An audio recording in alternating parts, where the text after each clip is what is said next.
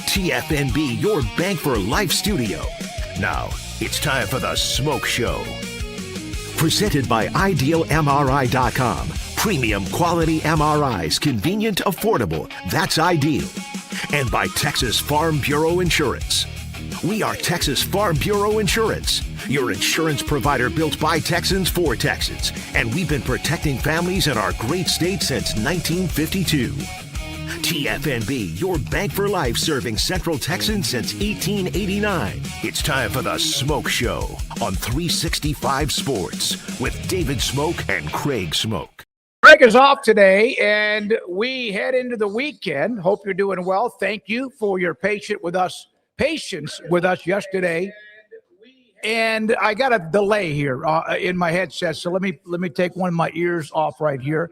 So we are live, and we've got a hell of a lineup. Guest lineup. Sam Ehrlich will join us and try to explain everything that occurred yesterday with the Protect College Sports Act, and really what does it mean. Number two, we also have Rob Anderson. He is the head of media relations, athletic communications at Creighton, a great basketball school, but he also is very much right smack in the middle of the College Baseball World Series in Omaha. He's going to join us today at 3:40. Ishmael Johnson writes for the Dallas Morning News, dallasnews.com, and for Texas football, the Bible of Texas high school and college football in the state of Texas. He will join us today. And Zach Barnett, footballscoop.com, around 4:30. And I, on the phone earlier today, with Sam Kahn, athletic.com. He'll join us at about 5 o'clock. The United States World Cup team, I'll give you a quick update. They're up 2-0 right now on Australia. We will get to the College Baseball World Series. We will also get to some other notes, including a Big 12 athletic director that appears they're on their way out to a Big 10 school and one of the largest schools in the country. We have Rez, we have Houston, we have Andrew and Logan. Craig out today. I'm here today, and thank you for being here today as here we go. Let's start with this. Let's kind of go through a little bit of a summary. Then Sam Ehrlich will help us out in just a little bit to kind of explain a lot today. Senator Cantwell, she and Ted Cruz, Senator Cruz, they're the ones that have put this bill together. There's so many that have been in and out or up and down or yeah, but no. But let's go through some of the quotes with back and forth. And at the end of the day, the Big Ten and the SEC, and I think there's a couple of reasons why they should have been a little bit antsy. But here we go. So Senator Cantwell says the Big Ten and the SEC opposition will not dictate the Protect College Sports Act. What we did today was say we're not going to let the most powerful, richest conferences dictate to the rest of America what's going on with the other 500,000 athletes. Also accused both the SEC and the Big Ten of puppeteering and intimidating their schools to oppose her bill. Well, by the way, she said her bill. It's Cruz and Cantwell. While landmark legislation is on the brink of a Senate vote without the industry's biggest stakeholders. So that's one.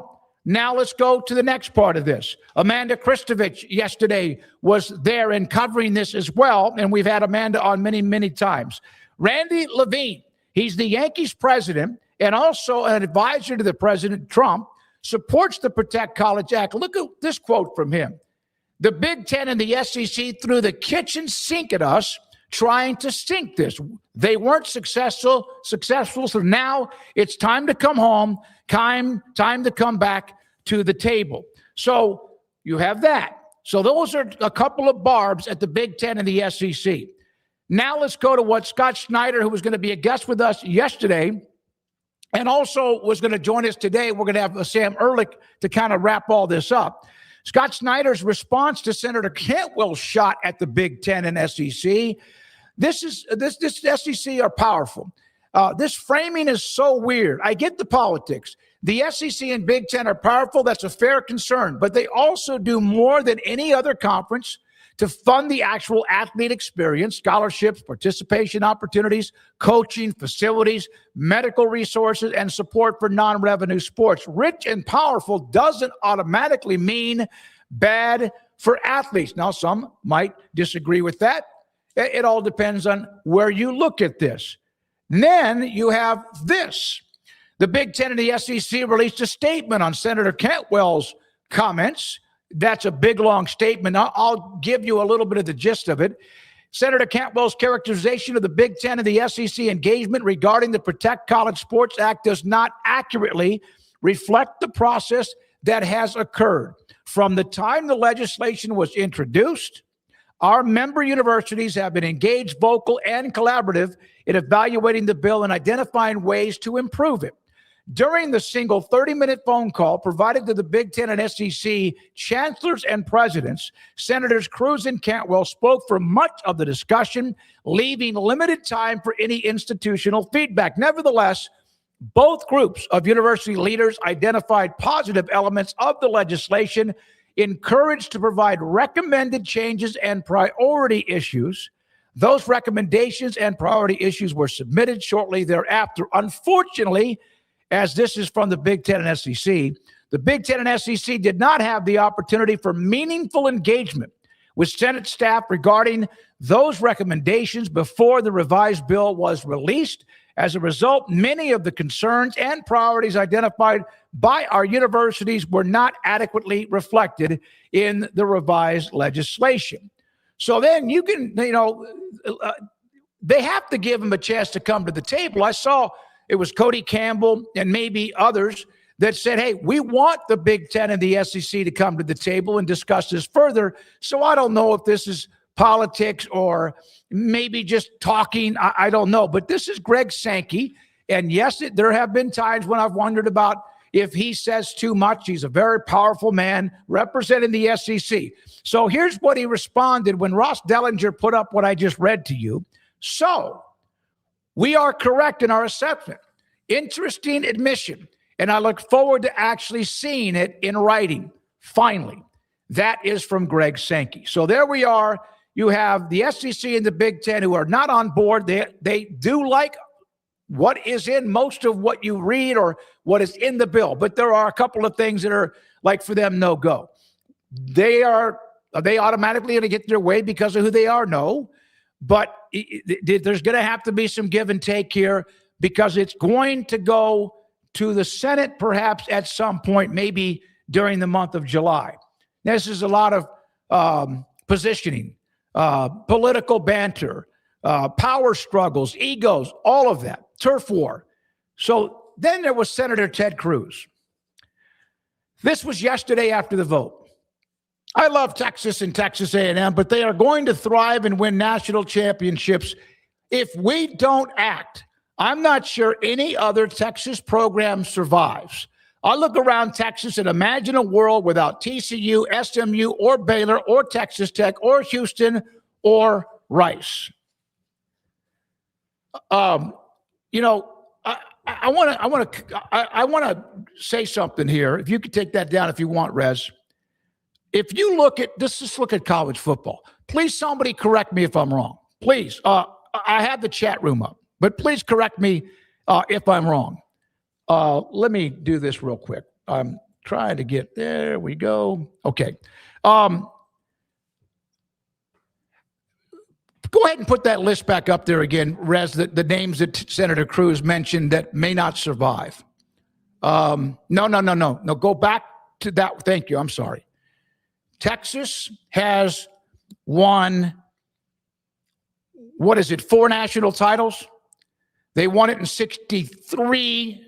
I believe it was. They won in 69, also part of one in 70, and then they had that massive drought before the Vince Young win against USC with Mac Brown and company. 4 national titles.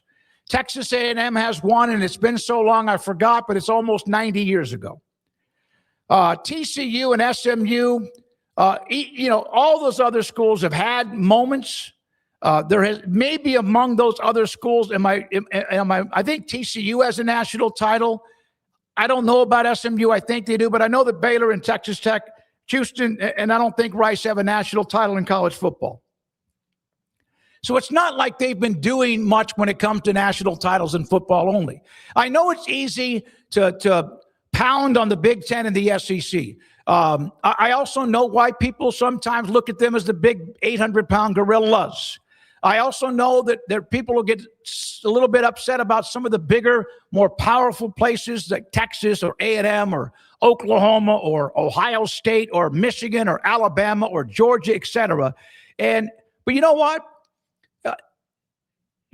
Texas Tech, which has been in the news, we know for quite some time now, but Texas Tech is trying, and yet they get splattered because of how and what happened with Brendan Sorsby.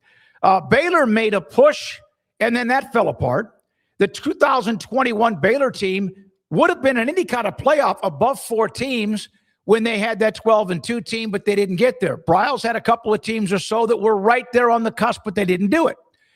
Houston with Bill Yeoman back in the, 70s? Unbelievable.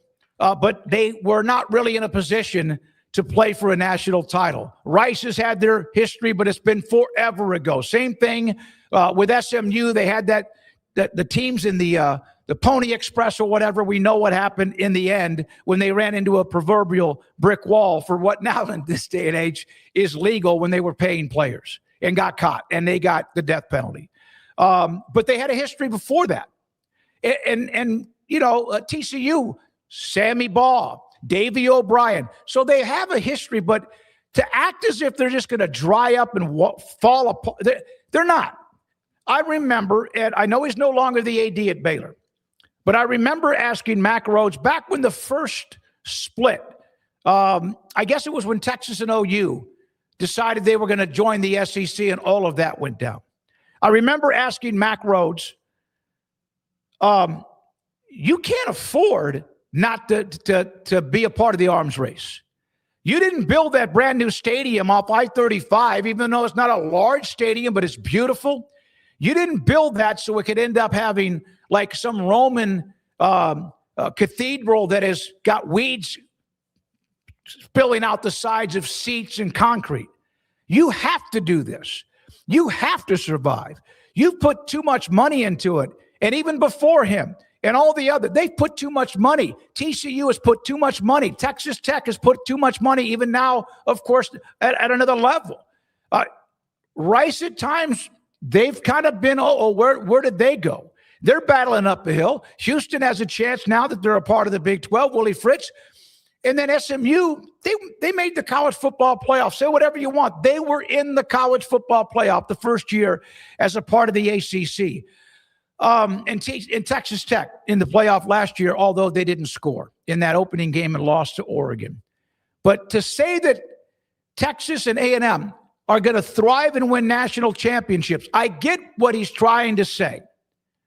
But they have like 5 combined. Texas with 4, with all the other ones combined don't, right? But they can't afford not to survive. Those schools at the bottom of that, they cannot afford not to survive. That's why they're scratching, and that's why they're clawing, and that's why they're trying to find a way, whether it's more money, more NIL, more budget, what they can do with the house settlement. Is that going to even hold up any longer? They cannot afford not to survive, because otherwise all of them, every one of those schools would be wasting hundreds of millions of dollars in what they've done to build facilities, upgrade practice, indoor, all the stuff you see. But Senator Cruz saying that, I know what he's trying to say, and I okay, all right. But I don't think that's, I will bet you this, and please God, don't take this wrong if you're Rice. I love what they represent. But football would go on without a couple of those schools. I hope not that it will ever happen, because some of those schools have kind of, especially Rice, they kind of now know where they are. That doesn't mean the coach isn't trying to win 7-8 games and help that program. I hope they continue to have like an upward tick.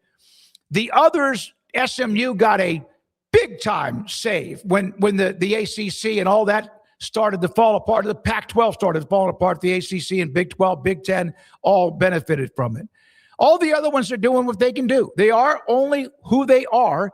And yeah, you're going to need a once-in-a-lifetime quarterback or a once-in-a-lifetime Heisman Trophy winning star, or you hit big in the portal, or you hit big in high school recruiting, and Tech's doing both.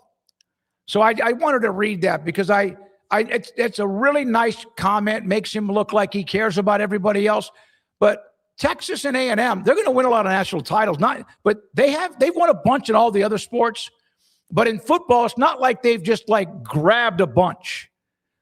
Texas with the most, as I said, with 4. I hope what I say here and what I'm saying here makes sense about his comment.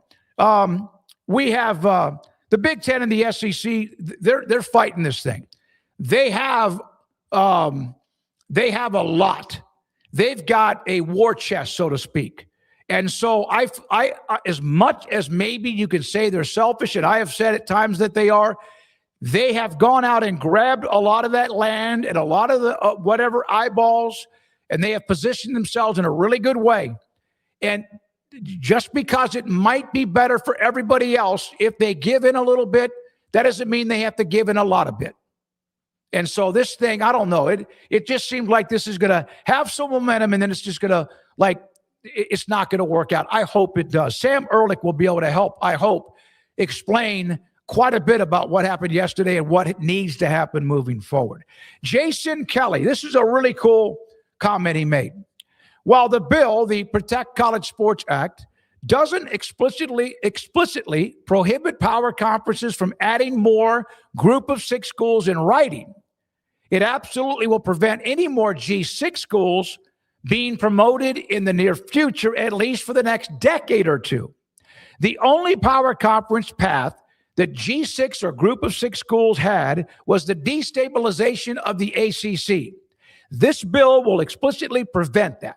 The ACC and Big 12 have no desire to split their revenue with schools that don't bring anything to the table monetarily for them. Doesn't mean there's not some schools in the big group of 6 that can't win some games and have a great commitment. And the current group of 6 just doesn't help any of those conferences. And so from Jason's perspective, the P4 for them is closed. Here's one other note, and it's about the week that we've seen, about the change in direction from late Sunday to throughout the day, and then Sunday evening when Brendan Sorsby, I'm done. And Texas Tech kind of said, you probably need to be, because this isn't going anywhere. And because of the legal maneuvers, the Big 12 and the NCAA put in writing and sent out, like just after midnight, the Big 12 did on Sunday. We know the ending. Sorsby is now going to get workouts, try to find a way to get into the supplemental draft. His agent has said that he will be able to have a supplemental draft. I haven't seen that from the NFL. But from midwinter, I asked Mick to come on the show earlier this week, but he wasn't available. But this is his overall lasting impact of the Brendan Sorsby saga, in his opinion.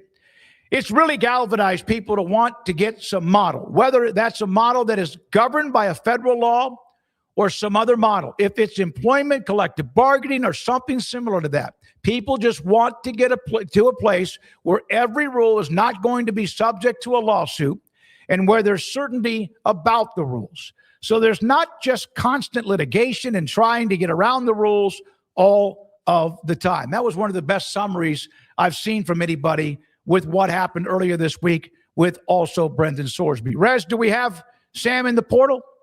Not yet? Okay, I'll try to text him a little bit. Here's one other note, and I'm going to text Sam while I'm also here on the show doing this.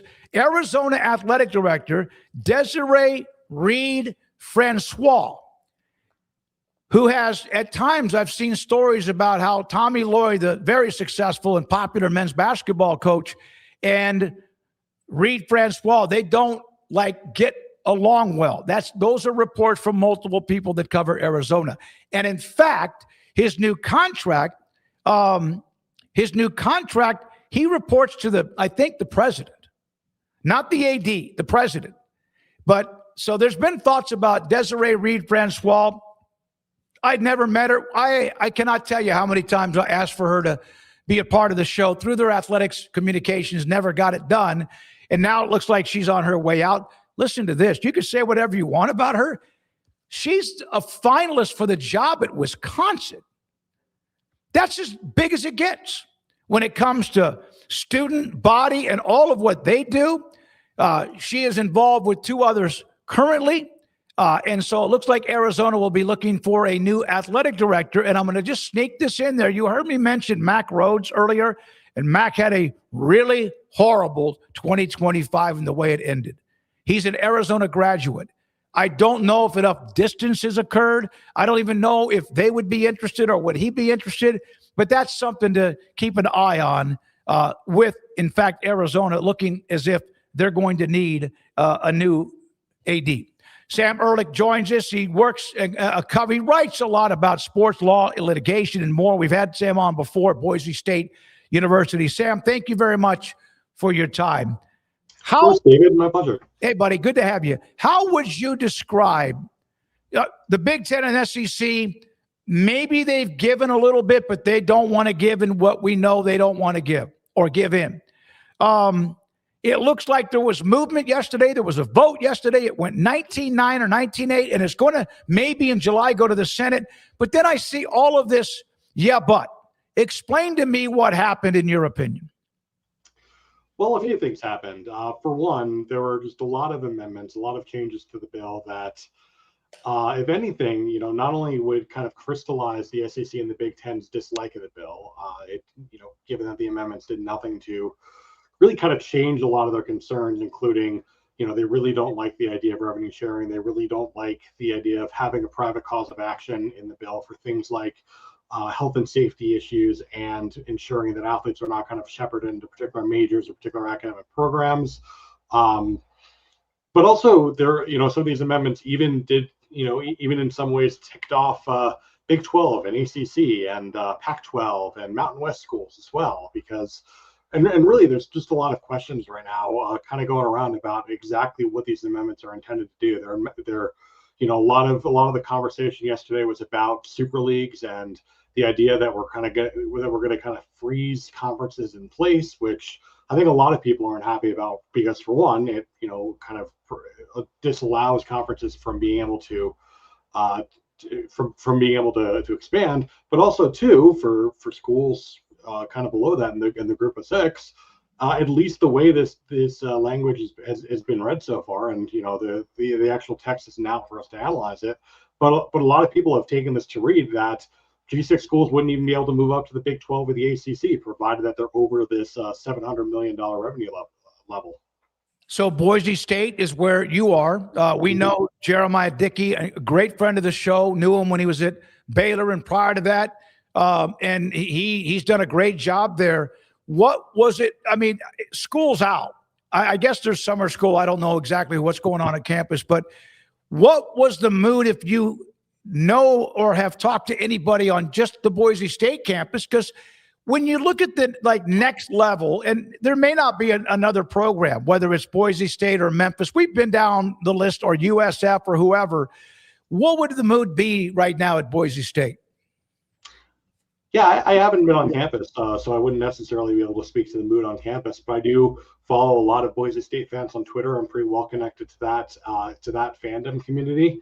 And I think with that, and I think with a lot of other fan bases as well, there's a lot of concern. There's a lot of frustration. I know you pointed out Memphis. I think they're a perfect example here.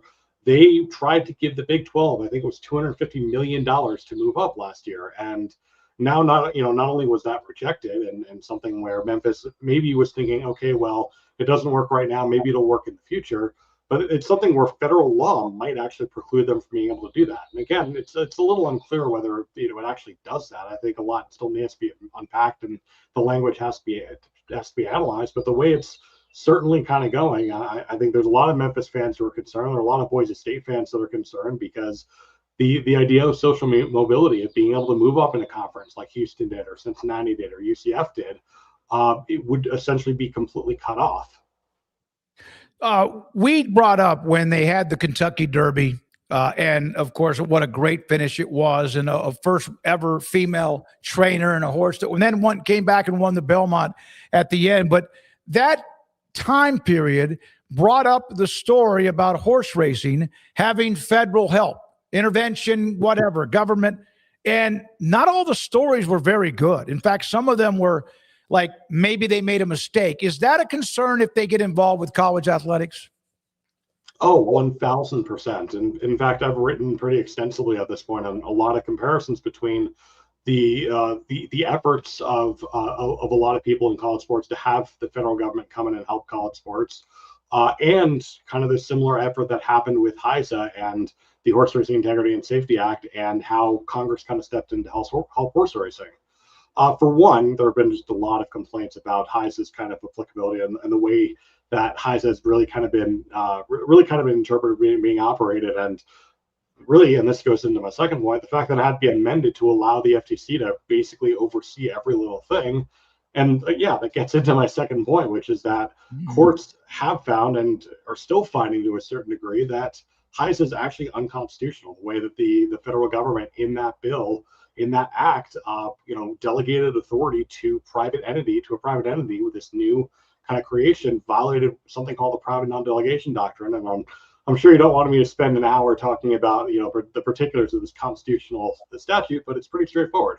Congress cannot delegate authority to private entities without significant oversight. They had to amend the statute to allow for significant FTC oversight and overhaul. And I think there's a lot of similar concerns about, or at least I've pointed out a lot of similar concerns about the Protect College Sports Act.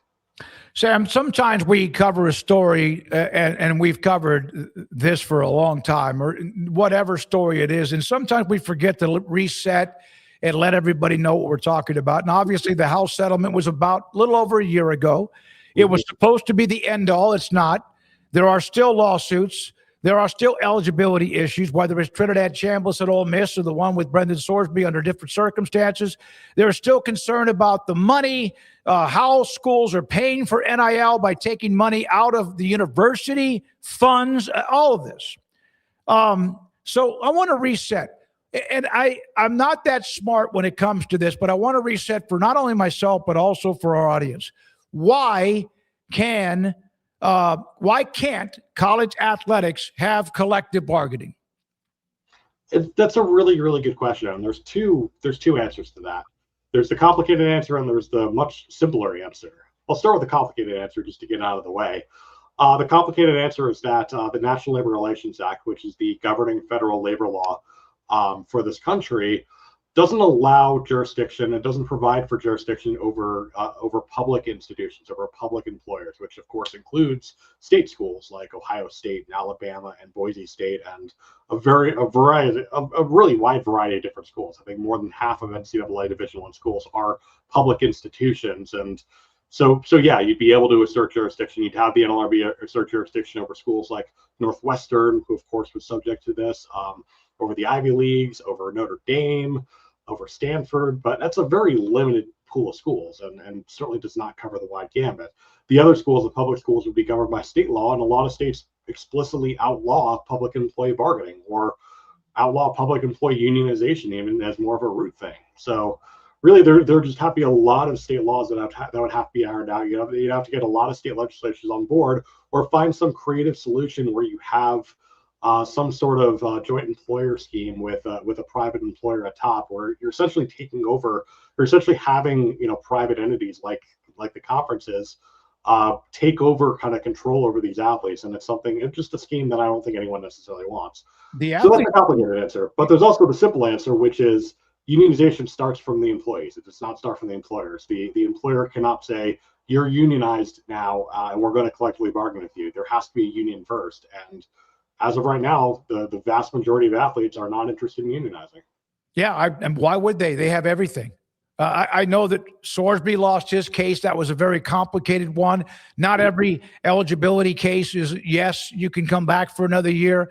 I saw there was another basketball player recently that got dinged for gambling and maybe even throwing a game, not just betting on a game, which is the same thing. Why can't... I don't know why they would want to do this, because again, they have everything. Why would athletes ever look at having their own union? Stability. And I think that's kind of the key word and really the key reason why you'd be able to convince athletes to unionize.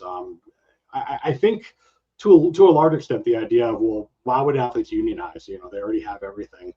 To a certain degree, and I think to a pretty large degree, that's pretty limited to a pretty small subset of athletes. The athletes who really are able to make millions of dollars due to an unregulated market, who are able to transfer at will.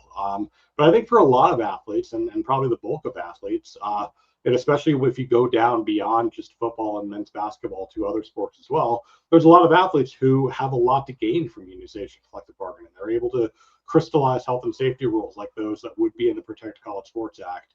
They're able to, maybe they want to see restrictions on transfers or restrictions on compensation for competitive balance purposes.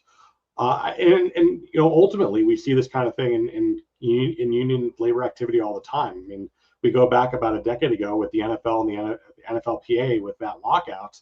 The lockout was ultimately cured, ultimately stopped because the NFLPA, the top players of the NFLPA who wanted to continue the lockout, who were pushing for provisions that were friendlier to them, were outvoted by the NFL players who just wanted stability, who wanted the paycheck, and were willing to, were really very happy to have things like a higher practice squad salary, higher minimum salary, even if the top tier athletes, the star athletes, were getting kind of the short end of the stick.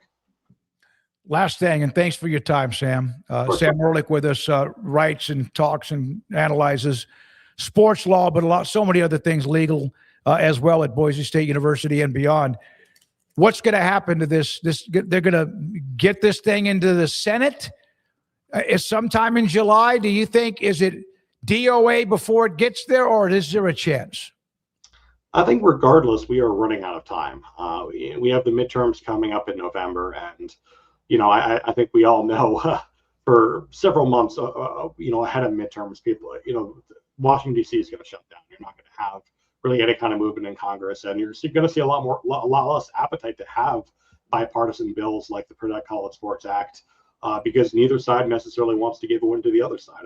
I think, and especially right now, I think it's a little hard to believe that the Democrats would be willing to allow Republicans like Ted Cruz and even looking to President Trump to be able to say, I saved college sports, vote for Republicans. And the vice versa is true as well for Maria Cantwell and her Democrats.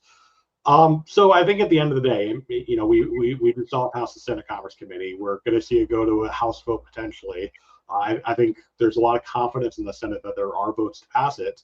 Of course, we'll see what happens, with the Senate, because the SEC and the Big Ten have said that they're not fans of this bill. They may be lobbying their, senators who are, who listen to them to vote against the bill. And even then, that's half the equation. It still has to go to the House. And, it's kind of ironic given what we just saw with the SCORE Act, where it seemed very close to being able to pass the Senate or be able to pass the House. But, I think everyone kind of knew that it was never going to pass the Senate. This almost feels kind of the opposite, where I think there might be votes to pass the Senate, given its bipartisan nature. But I think, in the House, especially given the 2-year terms, especially given the much stronger effect of the midterms, there might be a lot less appetite to pass in the House and may not even get to the House floor. Of course, then anything goes after the midterms. We do have that the lame duck period until January before the new representatives and new senators are sworn in. But yeah, maybe it gets passed during that time. But even then, I think there's just so much resistance to this that it's going to be a tough sell. Thank you, Sam. Appreciate you jumping on today. So much to try to digest and way over my head, and that's why we have you and others that we've had on the show. Sam Ehrlich, Boise State University, who was writing, and when I contacted him earlier today, thanks for your time, he was writing and needed to get up for a breath of fresh air, and so had time for us to be a part of our podcast, 365 Sports and the SMOAK Show. All right, before we get to our next guest, we're going to go straight to in just a second. Rob Anderson, Creighton University at the College Baseball World Series. Here is the College Baseball World Series. These are the teams left. It is Oklahoma and it is North Carolina. 2026 Men's College World Series Championship.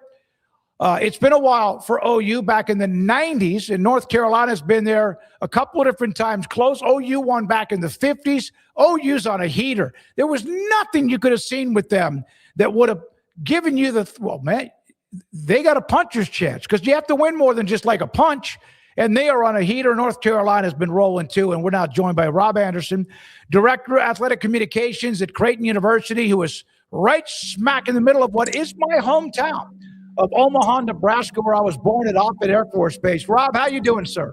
Great. How are you? I'm doing great. The Omaha was there back in 24 and went outside off at Air Force Base just enough where I can get a picture. It's great. I love Omaha. I'm so proud to be born, not raised, but was there just a few months before we ended up going to Guam, of all places. So you are a numbers guy. You are in the middle of this. This is what you do with your job as Creighton University Director of Athletic Communications. Explain to me what it's like to be at the College World Series and the job that Omaha obviously does it so well. Yeah, well, I work full-time at Creighton University, and Creighton is one of two co-hosts of the Men's College World Series, along with the University of Nebraska Omaha. So our office, as well as a lot of other areas such as athletic training and things like that, are heavily involved with hosting. So as the media and others come in, we try to work with the NCAA and other volunteers to be good hosts. And part of what I do just day to day is come up with lots of hopefully interesting numbers and facts and answer questions and it's I've been at about the last 25 World Series, so a lot of things I've seen and I can recall off the top of my head. Oh yeah, I think so and so did it a couple years ago, and I can remember some of that stuff, and that certainly helps. But there's always, in a sport like baseball, there's always new things you've never seen before, and there's always plenty of that too. Well, Coach Saban's at West Virginia, Coach Meade at Troy, Jim Schlossnagle, who's a veteran there, now at Texas. All of them had press conferences where they couldn't say enough about the experience. Some who had never been there and some who have been there multiple times. And Coach Schlossnagle said in his press conference following the elimination game where they lost to Georgia that college baseball, Rob, might be in the golden age. Why would that be, in your opinion, especially with so many concerns about how certain athletic programs are going to be funded? I think you're looking at the crowds that, especially in the super regionals where Troy had, it seemed like the entire city was there on the hilltop, and West Virginia filled their park, and Texas fills their park. Kansas didn't make it, but they filled their park. There's all these new places that as they host for the first time in a while, they fill their stadiums. And the excitement is there. This year we had a couple schools, West Virginia and Troy, that hadn't been here ever. But then you also have a school like Alabama, as good as they've been in athletics, up and down, hadn't been to the College World Series since 1999. So it's a huge deal for them. North Carolina is nationally a powerhouse and everything. They were here 2 years ago. They're the only team that's been here more than once in the last 3 years. So, some sports you get the point where, like, hey, in football, you pretty much know that Ohio State's going to be pretty good and Georgia's going to be pretty good, or Alabama, and you get a lot of the same college football playoff matchups year after year. And college baseball, a team like Troy this year, a team like Murray State last year, you don't get that in the Final Four, or the college football playoff, where you get that underdog or team that's never been there. It seems so rare. So I think that's what really captivates an entire city.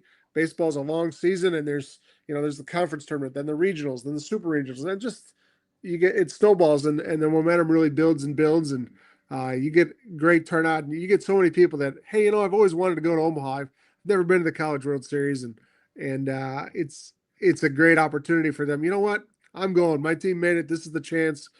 Pack up the car. We're gonna go. We're gonna make a really long drive halfway across the country just to check it all out. And I'm not sure I've ever talked to anyone that's made that trip that didn't think it's the coolest thing they've ever been to. You are the one. I used your tweet about the 23 out of 24 teams had not been over the last 3 years other than North Carolina. You're right. Like in basketball, it's going to be UConn, or it's going to be, and there's certain schools that are going to be a part of it. Let's discuss West Virginia. I know they're gone. But the atmosphere where they are in Morgantown when they won their series, and then when they get to Omaha with the song and the, Take Me Home, Country Roads, Ren Baker put out a note about the impressions that just those songs, at whether they're a home game or in Omaha, millions of impressions, because it's just a cool song. What was it like to have West Virginia there? Well, I think it's outstanding. I mean, they might have brought as many fans as anybody. There's been times a couple years ago when Ole Miss made it, where it felt like there was a lot of people from Ole Miss there. I'm not sure that anyone's brought more fans this year than West Virginia did. Obviously, like you said, they went home a couple days ago, but and the country roads thing, I had seen it watching the super regionals. and it looks cool on TV. And it's just a song that everybody knows, and it's hard not to smile to. And if you don't have a rooting interest in the game, it's kind of crazy to see in person. And the whole everybody in the crowd is kind of swaying and humming to the music, and it's something that you don't typically see affiliated with, associated with a college baseball game. You see that every now and then at the end of a football game where team goes over and sings the fight song, but it was really unique to see. And again, they had so much energy. The Pat McAfee show certainly has a ton of interest and eyeballs, and brought a lot of attention to the sport, as well as to the city, just for those couple days. And that was really cool to see, because Pat's covered, as big of an event as there is. He was calling the NBA Finals at Madison Square Garden a few days earlier, and he came to Omaha, and outside of one establishment, he seemed to just rave about the city and the time. And he's a guy that, I don't think had said it. He hadn't been to a college baseball game until the week before at the Super Regionals. So, it's things like that where you get a couple people that, see it and fall in love with it, and then they're going to be fans for a long, long time. So, Charles Schwab Field, which is just glorious. Some of the pictures, and it's glorious. Rosenblatt was there, hosted for, I don't even remember, Rob, forever. Yeah. There's always that, well, you're leaving a relic or this. You don't want to, like Yankee Stadium was torn down, and others have been, changed or renovated. How much of a move, how big of a move was that to move into Charles Schwab Stadium, which we were outside of when we were on our way back to fly out that, I guess, Sunday a couple of years ago? It is I got a little tour. Gate was open. It's just fabulous. How much of a big thing was that? It's huge, and I think it's helped to ensure that long term the event will stay in Omaha. Part of that, I was around that stadium open in 2011, but it took a couple of years to get it built and approved and all that. And Rosenblatt Stadium at one point was 6,000-7,000 fans, and it's like, hey, we should add some bleachers here. We should add here. Oh, we can add a press box. We can add some seats in the bleachers. And all of a sudden it became, a 23,000 seat stadium with the infrastructure for 7 or 8. And the concourses were really narrow, and the bathrooms weren't great. The locker rooms were small, and it became, well, we could spend $75 million and really renovate Rosenblatt, but it would have to leave for a year just to kind of give it a full makeover. And I think everybody was afraid, hey, if it left here, what if it didn't come back? So we could spend $75 million to renovate it, or we could, the new ballpark Schwab that they built, I think it was around $125 million. It opened in 2011. You certainly lose a little bit of the history, and it's, that's hard to make back up.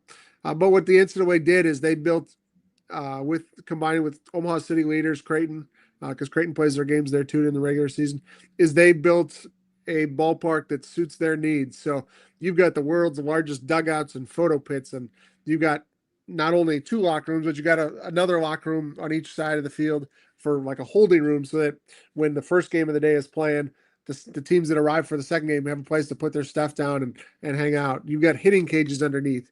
ESPN's booth they tell us, is bigger than what they see in their major league facilities they go to. So all those little things add up, and it's just a building that's built to hold a big time event like the College World Series. And you did lose a little bit of the history, but over time, as you have more special moments that take place year after year, it gains its own charm and flavor as well. Oklahoma was under 500 in the SEC, but in the SEC got like a dozen teams in it. They were 11th, and they were not playing well. They lost their last 4 series, 2 out of 3 games. Auburn, Florida, Arkansas, Tennessee, lost the opening SEC tournament game to LSU, and now they've won 9 of 10. I think like maybe 8 in a row. What changed in your opinion? I don't know. That's a great question, because they've beaten 7 straight nationally seeded teams. It's not like they're eking by playing some poor teams. I mean, winning. I think everybody was really surprised when they beat Georgia Tech twice. Then they went to Kansas in a great atmosphere, beat KU twice, and then they've come here and they haven't trailed. I mean, not only are they 3-0, they haven't trailed, and that's starting 3 freshman starting pitchers in their 3 games. So what they've done is just incredible. I mean, they were here in 2022 and lost in the finals to Oklahoma. But if I remember, I think they have 0 or maybe 1 player back from that team. I think it's actually 0. Um, it's remarkable, but they've played good defense. They've hit 315 as a team.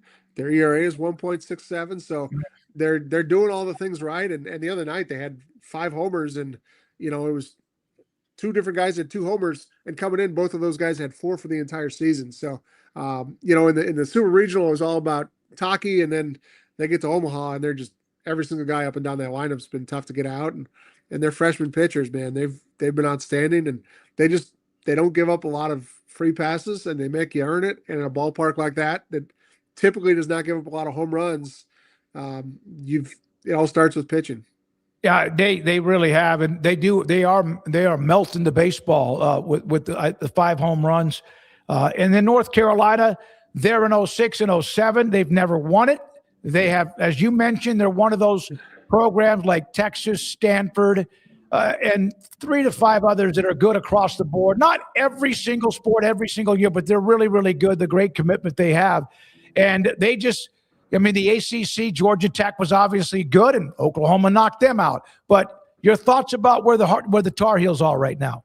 They've got a little bit more experience. Their pitching's probably not as deep on paper, but they are going into this championship finals as rested as possible on the mound, because they've got Jason DeCaro's, the kid that pitched in Omaha 2 years ago, is their top starter, and he's ready to go. And they've got there's number 2 guys, a first-round pick, and they've got 2 bullpen guys that are just lights out. One of them started their Super Regional deciding game. I think they're 28-0 when he pitches, Caden Glauber. He's a freshman who I think should be in high school still. And then Walker McDuffie is another guy that, they give him the ball, and it's I don't say it's over, but he can go 3-4 innings at a time. His ERA is around 1. He's just been those 2 guys. Nobody can hit those 2 guys at the end of the bullpen. So they're both fully rested. And I think Glauber is one of those guys where he is going to come in. If they get into trouble in the 4th inning and they're down 1, they'll bring him in and, hey, finish the game for us. And hopefully our offense can rally us back. But if he doesn't pitch much game 1 or 2, he'll start game 3 and he'll go 5-6 innings. But you talk about North Carolina, they were down, I think, 2 runs going to the 9th inning at home against USC in the Super Regional. So sometimes, you always say in basketball, there's always that one game you got to survive and advance. And it's like North Carolina saw their life flash in front of them. And ever since then, they've been outstanding, because they haven't made an air yet in Omaha. They're really, really playing well right now. You mentioned you got to survive. This is 50 years ago. You weren't even born. But I remember the great Al McGuire, when he was coaching Marquette, said you had to win a game or 2 in the final second, whether you hit a shot or not. And I know you got to go. No. You're right. You got to win a couple of the bang games at the end, and to do that, and then all of a sudden you believe. Is there a I love human interest stories, and there's 1,000 of them. But is there like a fan that has been there like every year, or something you can share with us that's one of the cool stories in Omaha with the College World Series? Boy, I don't spend much of my time in the crowd. I know a couple people that have been season ticket holders for 40, 50 years. Okay. I think what happened is this is an event that, like I said, started when the crowds were really small and people just kept their tickets, and they've kept their tickets, and then it moved downtown to Schwab, and they've still kept their tickets.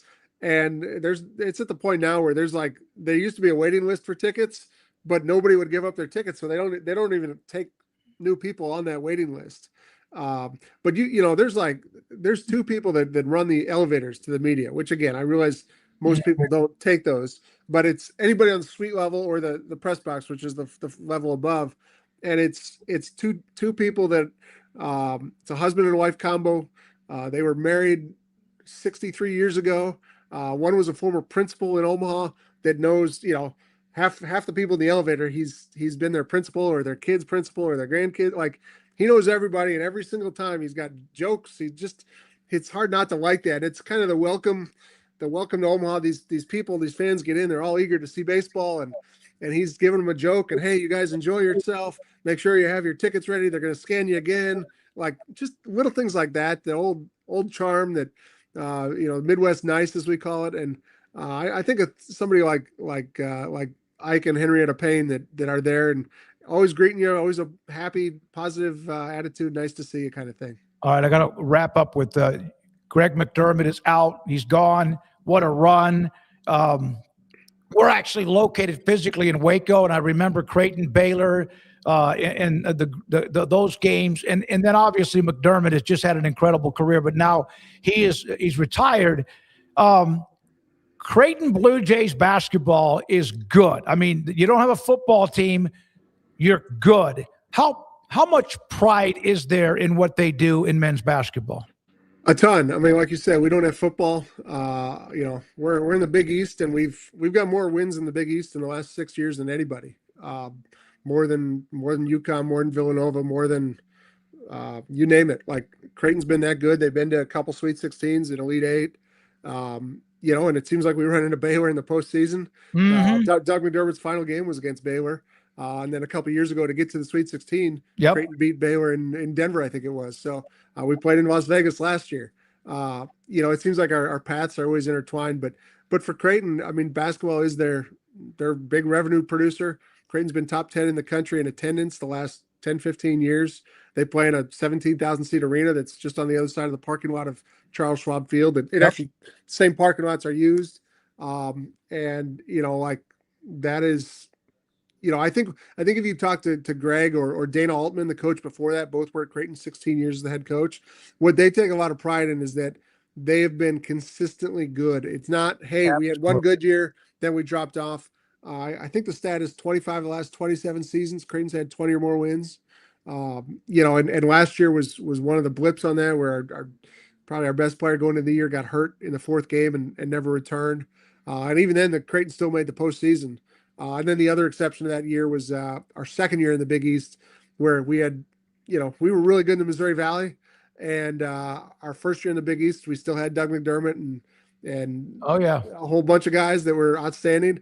And then the next year, there was a huge drop off, and we had a lot of I don't want to say Missouri Valley Conference players, but there were players recruited to play in the Missouri Valley, and then they don't do so well in the Big East in a rebuilding year. But we've turned it around and flipped the roster multiple times. Won a Big East title in 2020, and been in the Big East title game I think 6 of the last 13 years. So we're right there.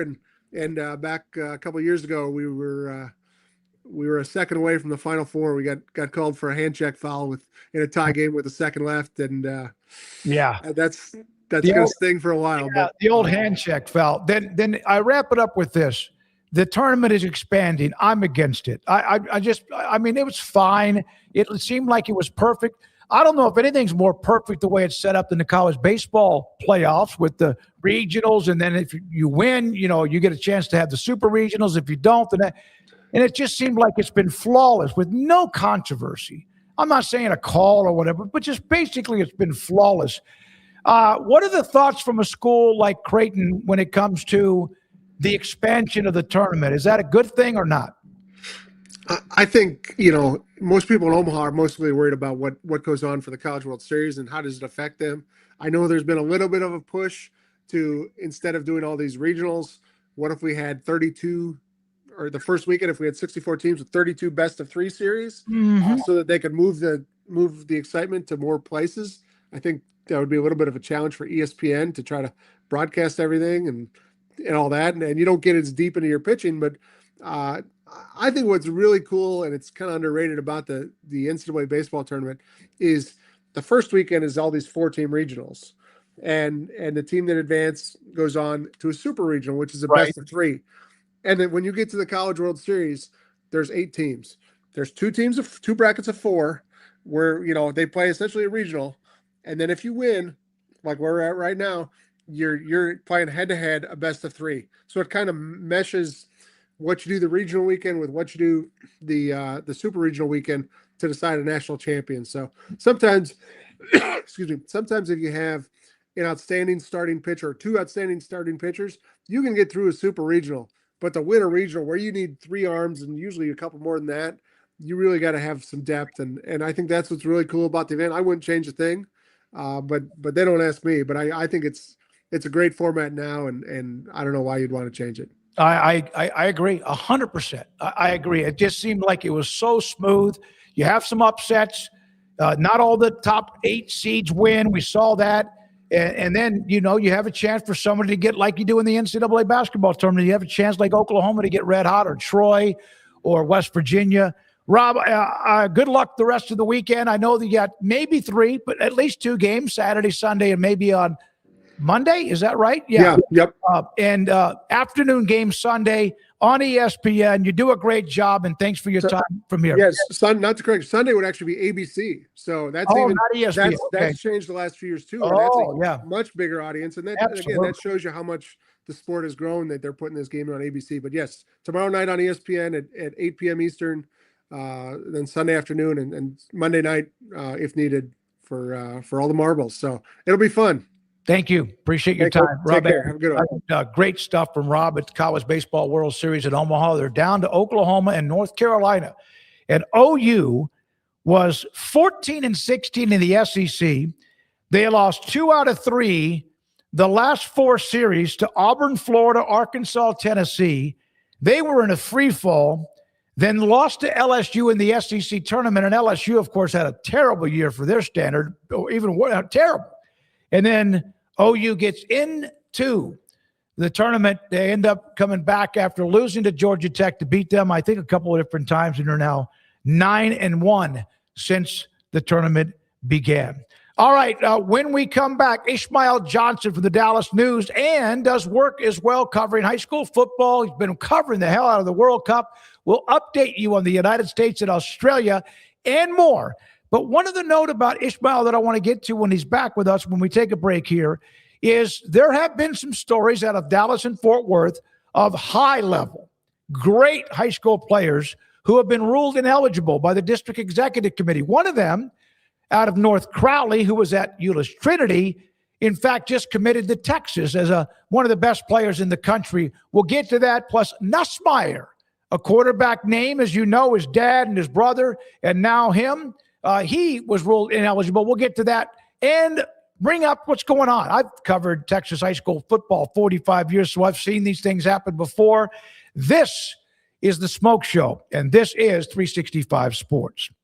Petty Clinic, LowT.com. Dr. Kent Petty can help you become the high-performance man that you want to be, need to be, and used to be. How can he help you?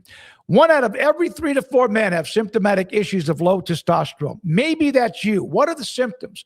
A lot that gets a massive amount of attention is your sex drive, performance, ED, whatever else.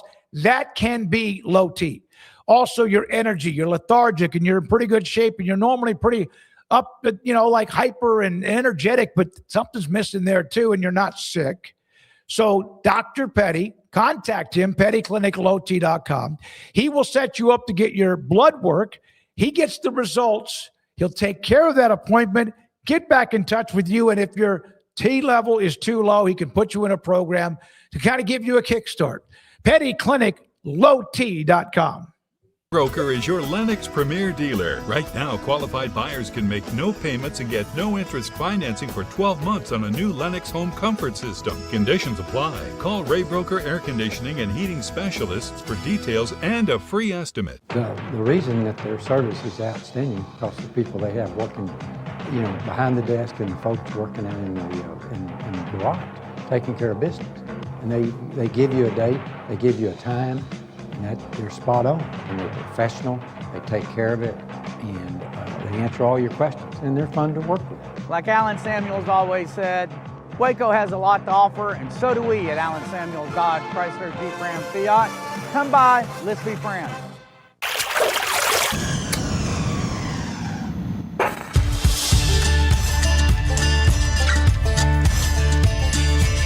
Bold are the adventurous. Determined are the leaders. Faithful are the healers. At Baylor, you'll find your calling, your people, and your purpose. Dare to be you, indeed. It's time to compete against yourself, finding too many excuses not to work out combined with bad eating habits, and Waco Regional Tennis and Fitness can help reach inside your competitive soul. Discipline, getting results you've only dreamed about, personal training, group exercise classes, and even a tanning bed, world-class tennis facility, and pickleball courts and lessons available. Waco Regional Tennis and Fitness, spacious, clean workout rooms, free weights, state-of-the-art technology, weight training equipment, and no intimidation. It's time for you to react today, not tomorrow, at Waco Regional Tennis and Fitness on Lakeshore Drive in Waco.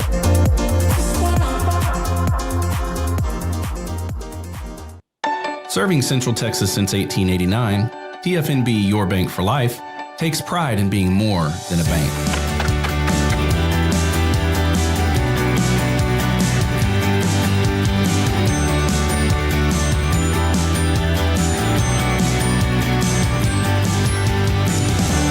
TFNB, we remain committed to these principles. If you value them too, come join us. TFNB, your bank for life. This 3 o'clock hour is brought to you by QC Kinetics. Feel better, move better, live better with regenerative medicine using your body's own healing abilities for natural pain relief. No surgery, no drugs, no downtime. With locations in Dallas and Houston at QCkinetics.com. It's time for the Smoke Show on 365 Sports with Craig Smoke and David Smoke. All right, here we go. This 4 o'clock hour, thanks to Rob Johnson from the College Baseball World Series and also Sam Ehrlich to try to help us maneuver our brains through all of what's happening with college athletics and the Saving College, whatever, Protect College Sports Act and more. Ishmael Johnson works for the Dallas News, does a great job in covering many things, high school, but also the World Cup. And let's bring Ishmael in. I can't believe you're a World Cup guy. You've done a great job covering it. I followed your feed. And the United States gets an early goal again, gets a good start again, and they move on. And what are they? They're scoring goals. That's not their style in the past. Why are they on what looks like a legitimate role? Yeah, I think it comes down to the manager, Mauricio Pochettino. This is the first time the United States has had a very tactically adept manager, and typically they've also had the talent as well, right? In past years, I mean, myself growing up, probably yourself as well, as long as you've seen them, they've always been the counter-attacking team that absorb a lot of pressure and then, kind of hit them on the break. But they have the talent now to be able to play more aggressively, play with possession. And then, like I mentioned with Pochettino, the manager, he's been able to instill his tactics onto this team to where they're not just absorbing the game as opposed to taking it to a bunch of countries now. And it's been fun to watch. I mean, this has been the first time in a long time that I've, now 2 matches where they've controlled both games. And I mean, everybody's playing well, it seems. And there were a lot of questions about, especially in the defense of this team, but so far it hasn't really been needed. Ishmael, I remember the lead up to the World Cup. And there was I even thought I saw stories that ticket sales were lagging and hotel rooms were empty. I got to tell you, this has been a phenomenal first week or two. The atmospheres, fans from all over the world seem to be having as great a time as they could possibly have. Yeah, if the team wins or their country wins. But I have been, and maybe it's because it's right here in our backyard in a way, but I think this has been incredible to start. Would you not agree with 2026 World Cup? No, I definitely agree. I mean, not even just the United States, but seeing the images in Mexico, in Canada as well. But yeah, in our backyard, I mean, every time I go into the Dallas Morning News offices, we're right downtown. So we see, I walked by the Netherlands bus as they were leaving from their match. From their hotel, and just like the crowds of people there, a lot of Japanese fans are still in town because they play here again next week. I was at an event in Plano that was kind of acted as a pep rally for a lot of the Japanese fans, and it was crowded. And Plano is not a close drive necessarily from Arlington nor Dallas. It's a good 30-45 minutes, up to an hour if you get the wrong time of traffic.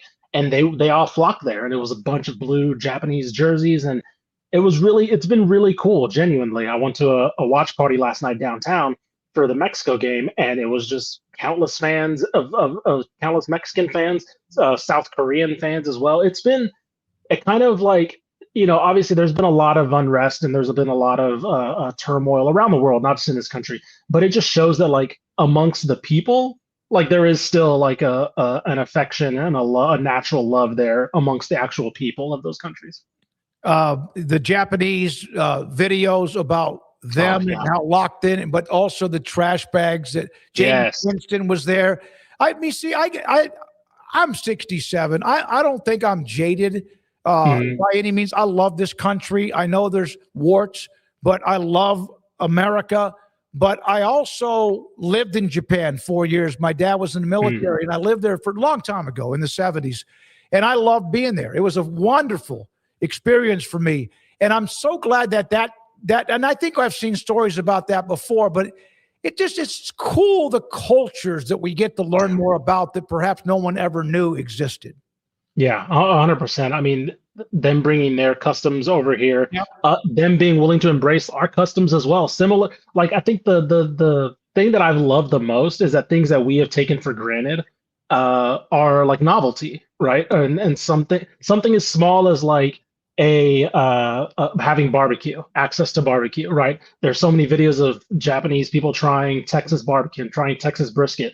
When I went to that pep rally, every Japanese fan I talked to talked about going to get brisket. And it was like, oh my gosh, like we've heard so many stories about this meat and this type of beef and the way you guys cook it. And I'm like, it's like, oh man, like that's just in our backyard. So we don't really think about it that much. We like to brag on our brisket, but like, we don't really think about it that much. But like you mentioned, from the trash bags, them bringing their customs over, sharing them, the Mexican fans and South Korean fans just loving each other, basically. I've seen videos of that.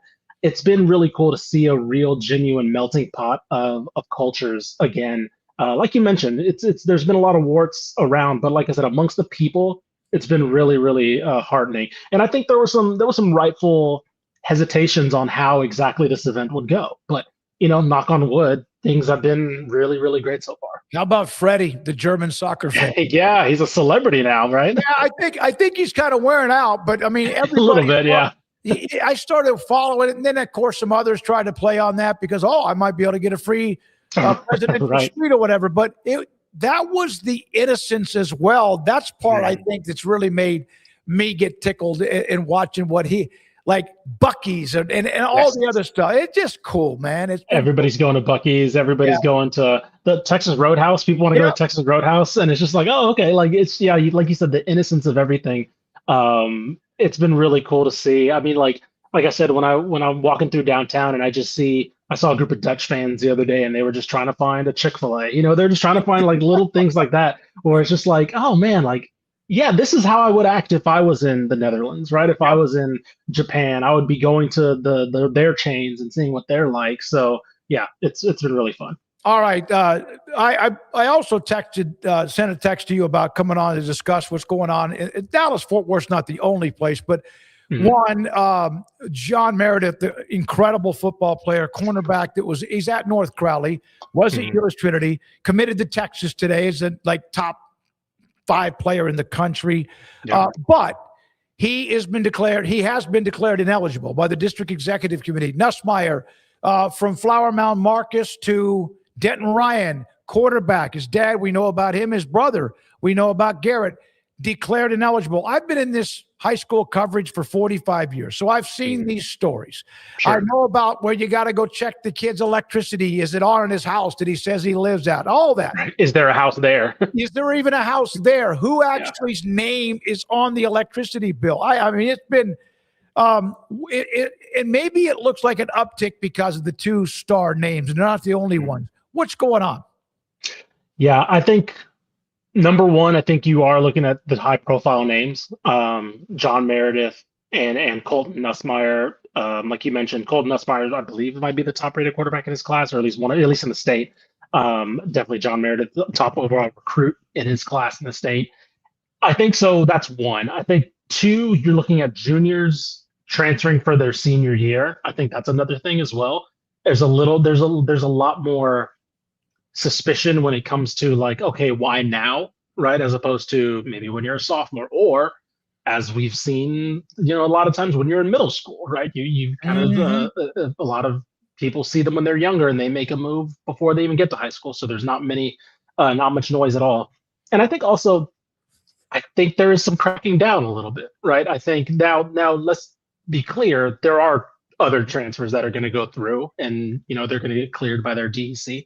But I do think we'll start to see a little bit more of a lot of their former schools maybe check that box to say, yeah, they transferred for athletic purposes. I know that our Greg Riddle put out a piece, kind of got some feedback from a lot of coaches where they talked about a lot of coaches don't want to be the bad guy, right? They don't want to, even though they may be salty that a kid left, more often than not, they don't want to be the one that's like, well, I don't want to take this kid's senior year, blah, blah. But if I know the UIL wants to crack down on this, and if they it has to start at the DECs, right? It has to start with those coaches marking the box. And so I wonder if we're going to see a little bit more of this. Now, again, these are two high profile cases. We'll see if there's a trickle down effect. But I was told pretty early on, probably in the middle of the spring semester, like, hey, these aren't, when it came to both these players, it was like, hey, this isn't a foregone conclusion. These guys, there's a chance these guys get ruled ineligible. So, yeah,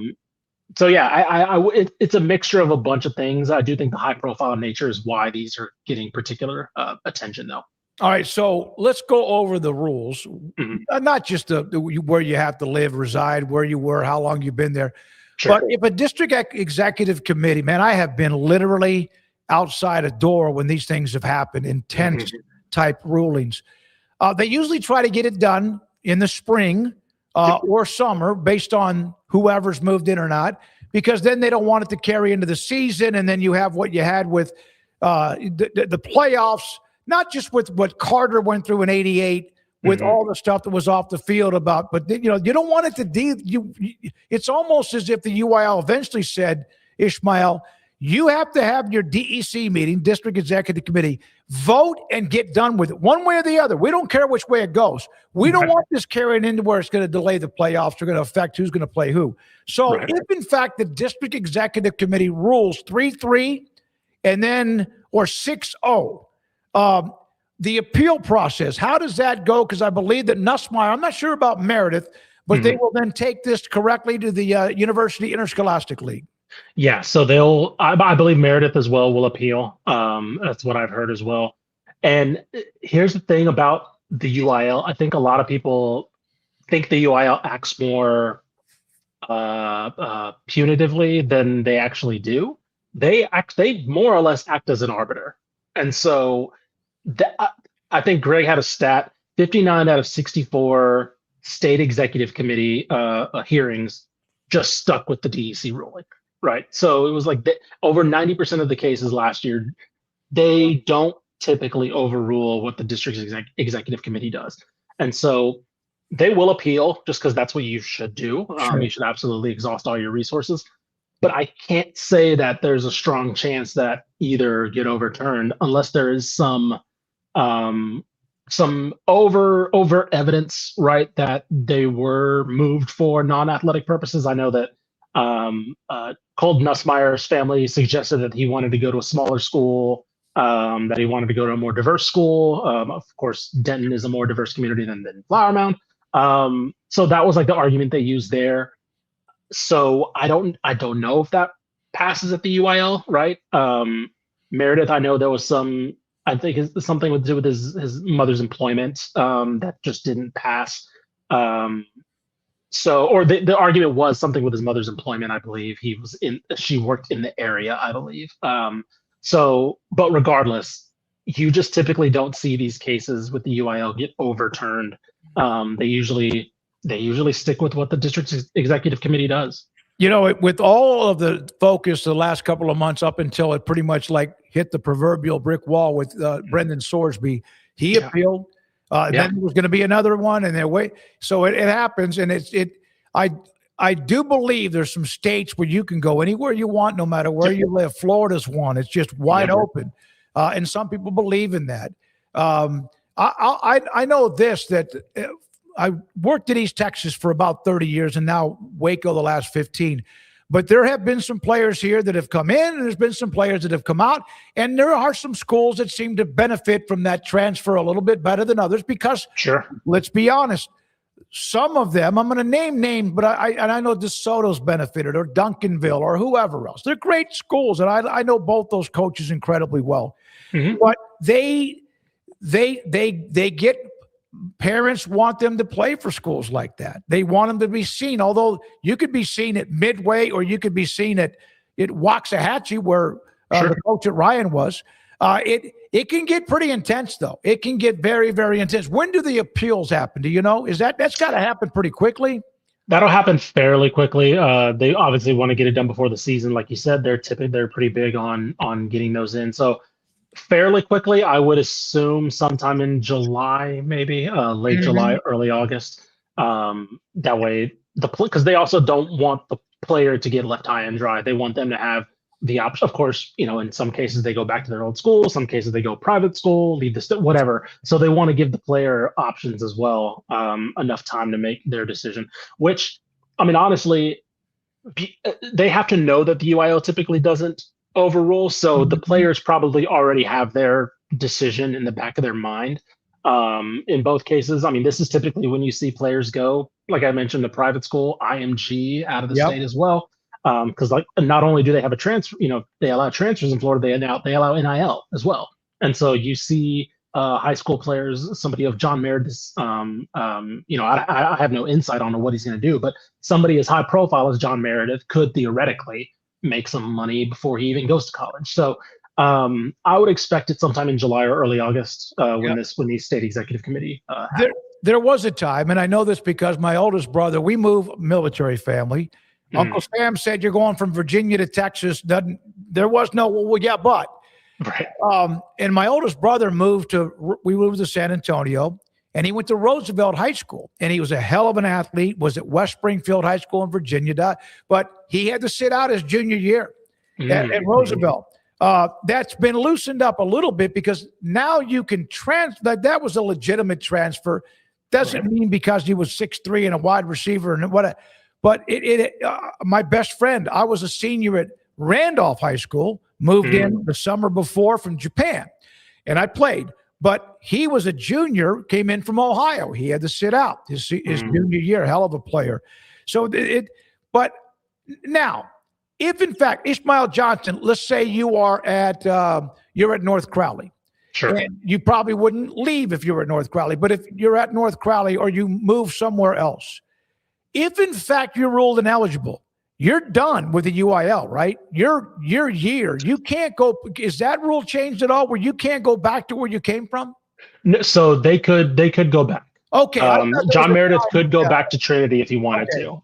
Yeah. So that's still an option. You just typically don't see it because you theoretically burned your bridge. Yeah. And the previous head coach is technically why you're ineligible, right? So yes, that's typically that option has been open and still open for all these players, but typically, you don't see players going back. I think there was a time, and again, correct me if I'm wrong, I thought there was a time if you were ruled ineligible at XYZ and you wanted to go to whatever, you were ruled ineligible, you're done. You could not, you had to go to a private school. Or whatever else. Yeah. Right. All right, man. Good stuff. Really, really good stuff. The eligibility, this can get intense, man. Fans, then you get into that dirt. People start pointing fingers, and it gets worse. It's like it can get ugly. And also, you missed the Duncanville case as well. They had the kid from the 4-star from Arkansas moved in. Yeah. I completely forgot about that one. I got word that one was probably going to get swiped down soon after he transferred because that one was actually, I think that was more negligence on the parents' part. He went on a podcast shortly after he transferred and more or less said that, I came to Duncanville because I like the way they play, blah, blah. And it basically hinted at, he moved in for athletic purposes. Yeah. But again, that's another indication. He was a freshman moving in for his sophomore year. So that's more of the typical transfers you see. And they found evidence, but they still ended up marking him ineligible. And so he's back in Arkansas, actually. I did see where Alito's quarterback, Nash McElree, transferred to a school in California, which kind of shocked everybody because this was going to be the year for him to start. And then Alito got a transfer in fact, I'll say this. So he transfers out, and I remember contacting, I forgot who it was. I'll be doing a game. Midway plays Alito in like first or second week of the season, which is, we know Alito's history. Midway's just been good too, but not like that. Sure. And I remember mentioning this to somebody that I knew from the district in Alito, one of the coach, and I said, man, that you don't see many Alito go anywhere else. You go to, and he said, oh, they'll have somebody on the front door within the next couple of weeks. Yeah, look, it happens. It does. All right, buddy. Thank you, Ishmael. Keep doing a great job you do. Are you going to go back? I don't know if I'm allowed to say AT&T Stadium with the World Cup. I can. But are you going to go cover a game there or what? Yeah. Hopefully I should be at Sweden versus Japan, which I think Sweden plays tomorrow. I think both Sweden and Japan play tomorrow. So hopefully it ends up being a pretty high stakes game, depending on the results. So I'm very, very pumped for that one. Sweden's actually staying in Frisco, and then I think Czech Republic staying in Mansfield. So it's been cool to have like the headquarters of a couple teams around here and see a lot of fans and players just kind of wandering around. So I'm very excited to head to that match on next Thursday. United States wins 2-0, and they move on 2-0 to start the World Cup, and we'll see how deep this goes. Ishmael Johnson, thank you, sir, for your time. Appreciate it. Thank you, guys. From Dallas Dallas Morning News, with us on many things from the World Cup to some of the – Craig's the one that actually brought up we need to get into the topics of what's happening with district executive committees, eligibility. Meredith committed to Texas. I said he's a top 5 player, and I immediately get somebody that said he's the number 2 player.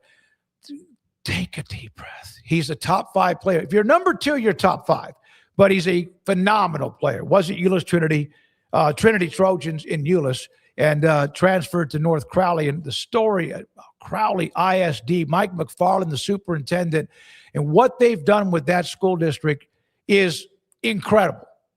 They literally lost players. Not that there weren't a few teams from either North Crowley or Crowley High School that were not, Midway played them a couple of different times and won, but they were losing kids to other school districts, and it's an area that is deep with talent. And Mike McFarland, I know him. He was a football player at the old John Tyler High School, now Tyler High, and then became a coach. Now he got into administration after his high school and college career.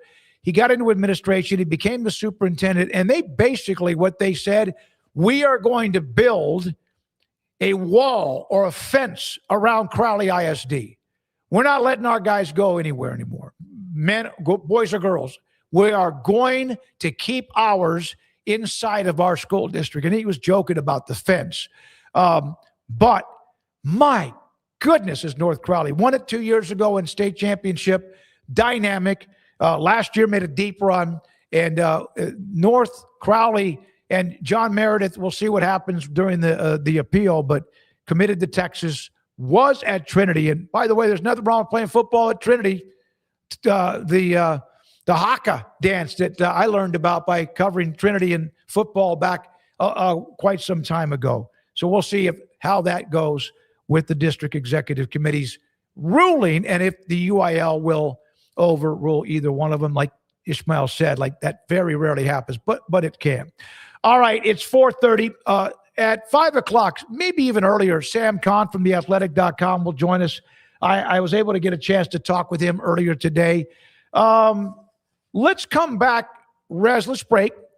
I'm going to talk about a great business in QC Kinetics here in a minute, but let's break, and then we're going to come back with some of the other stories that we didn't get a chance to get to, and including one of them, we mentioned the College Baseball World Series, the championship series between Oklahoma and North Carolina. A really cool minute and a half or so from Skip Johnson, the head coach at OU, who I got to know when he was at junior college in Corsicana, Navarro College. They didn't call it junior college. It was a junior college, but they called it Navarro College. That's next. Thank you for your time today. We're not done on this Friday. This is the Smoke Show on 365 Sports. QC Kinetics, advanced cellular regenerative medicine, helping get rid of your aches and pains for good, not just a little bit, for good. You know what I did this morning? And I sometimes wonder, do I need to tell this story about me? But I think that's important.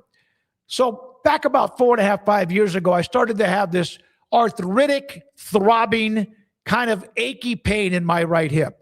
Nothing structural based on MRIs. It just hurt. Get out of bed hurt. Just kind of. And I just, if I ever tried to even jog, I couldn't. It was hard sometimes for me to just walk without looking like an old man.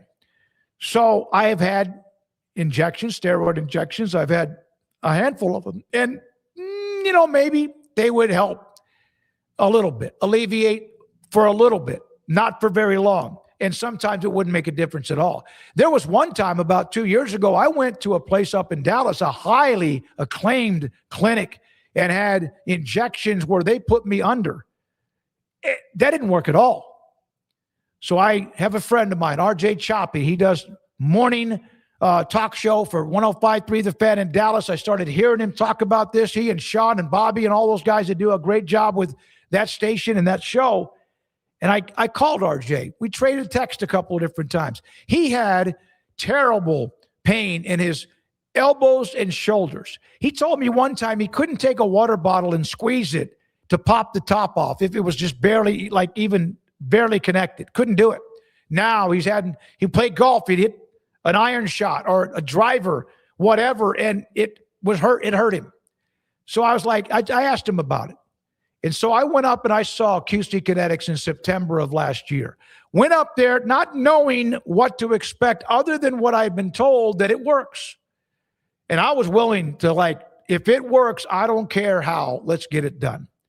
So I sat down. Meredith was the one who discussed what it would be, how they would do it, what it would cost, and more. It's a free consultation. And I was on my way back from Dallas. I was headed back to Waco, and I was on the phone, in fact, with my daughter, Jennifer, and I got a call from QC Kinetics. They said, hey, it was a voicemail. So I told my daughter, I'll call her back. It was a voicemail from QC Kinetics, and they said, hey, can you come on back? Because I was seriously, I needed to get better. Bear with me here. So I turned around on 35 in Waxahachie, drove back into town, drove back to QC Kinetics, and we discussed more about what they could do for me. And I had asked them, by the way, hey, I do a YouTube show, and if this works, I'll scream it out to the tallest mountain to everybody. And it worked. September was my first treatment. The first treatment, they took blood out of my left arm, they spin it, and then they put it back in my lower waist. And, it's not going to work immediately, but I noticed a difference. Then I did it again a few weeks later. Same thing. Took blood out of my arm, spun it, put it back in my waistline. The third time, they went through my hip bone and got bone marrow, stem cells, and spun it and put it back. And then I'm telling you right now, I ran 3 miles this morning. I ran 3 miles yesterday morning. I ran 3 miles on Wednesday morning. I didn't run. I couldn't jog 15 steps for 4.5 years. And here I am now running 1, 2, and now as many as 3 miles a day. It's so nice because, one, running allows me to think. Running allows me to push myself. Running allows me to sweat. 91-degree humidity today, and I was out there running. And it's all because of QC Kinetics. Hip, shoulders, ankles, knees, wrist, utilizing your own natural biologics, platelet, rich plasma, stem cells, your body's own real product to help you heal. I know this has been long-winded, but it's something I feel very passionate about. And if you have had aches and pains that no matter what will not go away, and now all of a sudden everyone's talking about surgery or a procedure, do yourself a favor. Get a hold of QC Kinetics. Here are the numbers in both Dallas and in Houston, 972-972-8610. Nah, In Houston, 713-913-5285. It doesn't just work, it gets rid of your pain. Free consultation at qckinetics.com. In the major leagues for 24 years, and let me tell you, I can feel it in my joints. Shoulders, elbows, and knees. Trust me, pain doesn't retire when you do. I tried everything to get rid of the pain. Nothing worked until QC Kinetics. Baseball legend Roger Clemens and other patients are getting lasting relief with QC Kinetics regenerative treatments. No surgery. I trust QC Kinetics. You should too. Let's commit to getting rid of all the pain. Schedule your free consultation today. QC Kinetics. Better starts here. With over 25 years of excellence in IT, Carrion Solutions is your trusted technology partner. From managed IT services to cutting-edge cybersecurity, our expert team delivers tailored solutions that drive success. Our portfolio includes products such as Veeam, Bitdefender, Microsoft, Cisco, and Fortinet. Call David Carrion and his team of experts. Call 888-522-2221 or visit us at carrionsolutions.com. Established in 2007 and independently owned, Alliance Bank Central Texas is committed to helping families and businesses meet their financial goals. From their tellers to their board of directors, they know the importance of superior service and competitive products. Customers have confidence knowing that their financial needs are in good hands. It's your bank, Alliance Bank Central Texas, with 2 Waco locations, 4721 Bosque Boulevard and 191 Archway Drive on Highway 84, and at alliancebanktexas.com. Member FDIC and equal housing lender. Hello, I'm Camille Johnson with Camille Johnson Realtors. We specialize in selling residential real estate agent all across our community, and we love serving all types of families. We have been in business at Camille Johnson Realtors for almost 9 years, and I have been a residential real estate agent for almost 40 years. And we love our partnership with 365. So thank you for partnering with me, and thank you so much to all of my clients who have made our company a success. Celebrate American value and American quality during the Red, White, and Blue sales event at Richard Carr. Awards such as Best Interior, Total Quality, Reliability, and Best Resale Value. The Buick Envista turns heads at price points well below cars in the same category. Right now, save $2,000 on the already value priced 2026 Buick Envista. Plus, well-qualified buyers get 0.9% financing. Drive American quality and get American savings during the Red, White, and Blue sales event at Richard Carr. At Richard Carr, we give you more. Pepperoni Magnifico. Pepperoni Magnifico. Marco's Pepperoni Magnifico. Classic and crispy cut pepperoni, 3 melty cheeses, all on our fresh made dough. And starting at just $12.99 for a large, it's no wonder Marco's was named America's favorite pizza chain. This 4 o'clock hour is brought to you by Stonewood Dental, your one-stop shop for your dental needs, specializing in teeth cleaning, fillings, crowns, sealants, root canals, IV sedation, extractions, implants, bridges, dentures, full mouth restorations, and bioaesthetic dentistry. Our priority is your comfort from the moment you walk through the front door. Stonewood Dental in Robinson, Texas. It's time for the Smoke Show on 365 Sports with Craig Smoke and David Smoke. Craig is out today. He'll be back with us on Monday. I did get a note from Rob Anderson, who covers the College World Series he was on earlier. The game one tomorrow, North Carolina, Oklahoma, has been moved to an earlier start time. Let's see here. Start time of game one has been moved up due to impending inclement weather. So make that note for yourself. It was supposed to be in the early evening. Zach Barnett, footballscoop.com. Zach, thanks for your patience. We appreciate that. I saw this story from earlier today. 79 of the top 100 recruits in the class of 2027 are committed. 78 of the 79 to somewhere other than Alabama. What's going on? Well, I've been an Alabama fan has angrily put in my mentions that they did get a flip from Vanderbilt today. So go ahead and knock that number down to 77. But I think it's a couple factors. Number one is that Alabama spent heavily on recruiting to the past 2 cycles, and to the detriment of the 2027 class, they've been successful at keeping the guys they wanted to keep. in those classes. So a lot of the money that they have is tied up into those guys, into those sophomore and junior classes. And that's the reality of college football. Unless you're, I guess, Miami, Ohio State, the ultra rich, everyone else is choosing to allocate and stretch their dollars as far as they can. And then I think the other part of it that we can't ignore is that Alabama is not the main character of college football anymore. And it's still a great program with a ton to offer, but it's not the Nick Saban behemoth that it was for 17 years. No, you don't want to be the one that replaces the legend, but the one who replaced the legend. That doesn't mean that there haven't been some good transitions, but man, to follow in Nick Saban, and they had a hell of a year his first year and also have been good, made the playoff last year, beat Oklahoma. But it is like Saban, we all knew Saban was if you GOAT or whatever, but man, they had everything locked down, didn't they, when he was there? Oh, yeah, and I think in a little bit it put them behind the 8 ball because they were getting the Saban discount in the early NIL era. Uh-huh. And I think their boosters were woken up to reality once they kind of had to see what everyone else was paying. And I think Nick Saban wouldn't be reeling in number one class after number one class anymore, even if he was still coaching. Even if he was 10 years younger and was in his prime and was coaching today. It's just not the way the world works anymore. And USC signed the number one class last season, in part because they signed 35 guys, and in part because they were just going to pay numbers that no one else, it didn't make sense for anyone else to go out and beat the numbers that USC was throwing around to guys.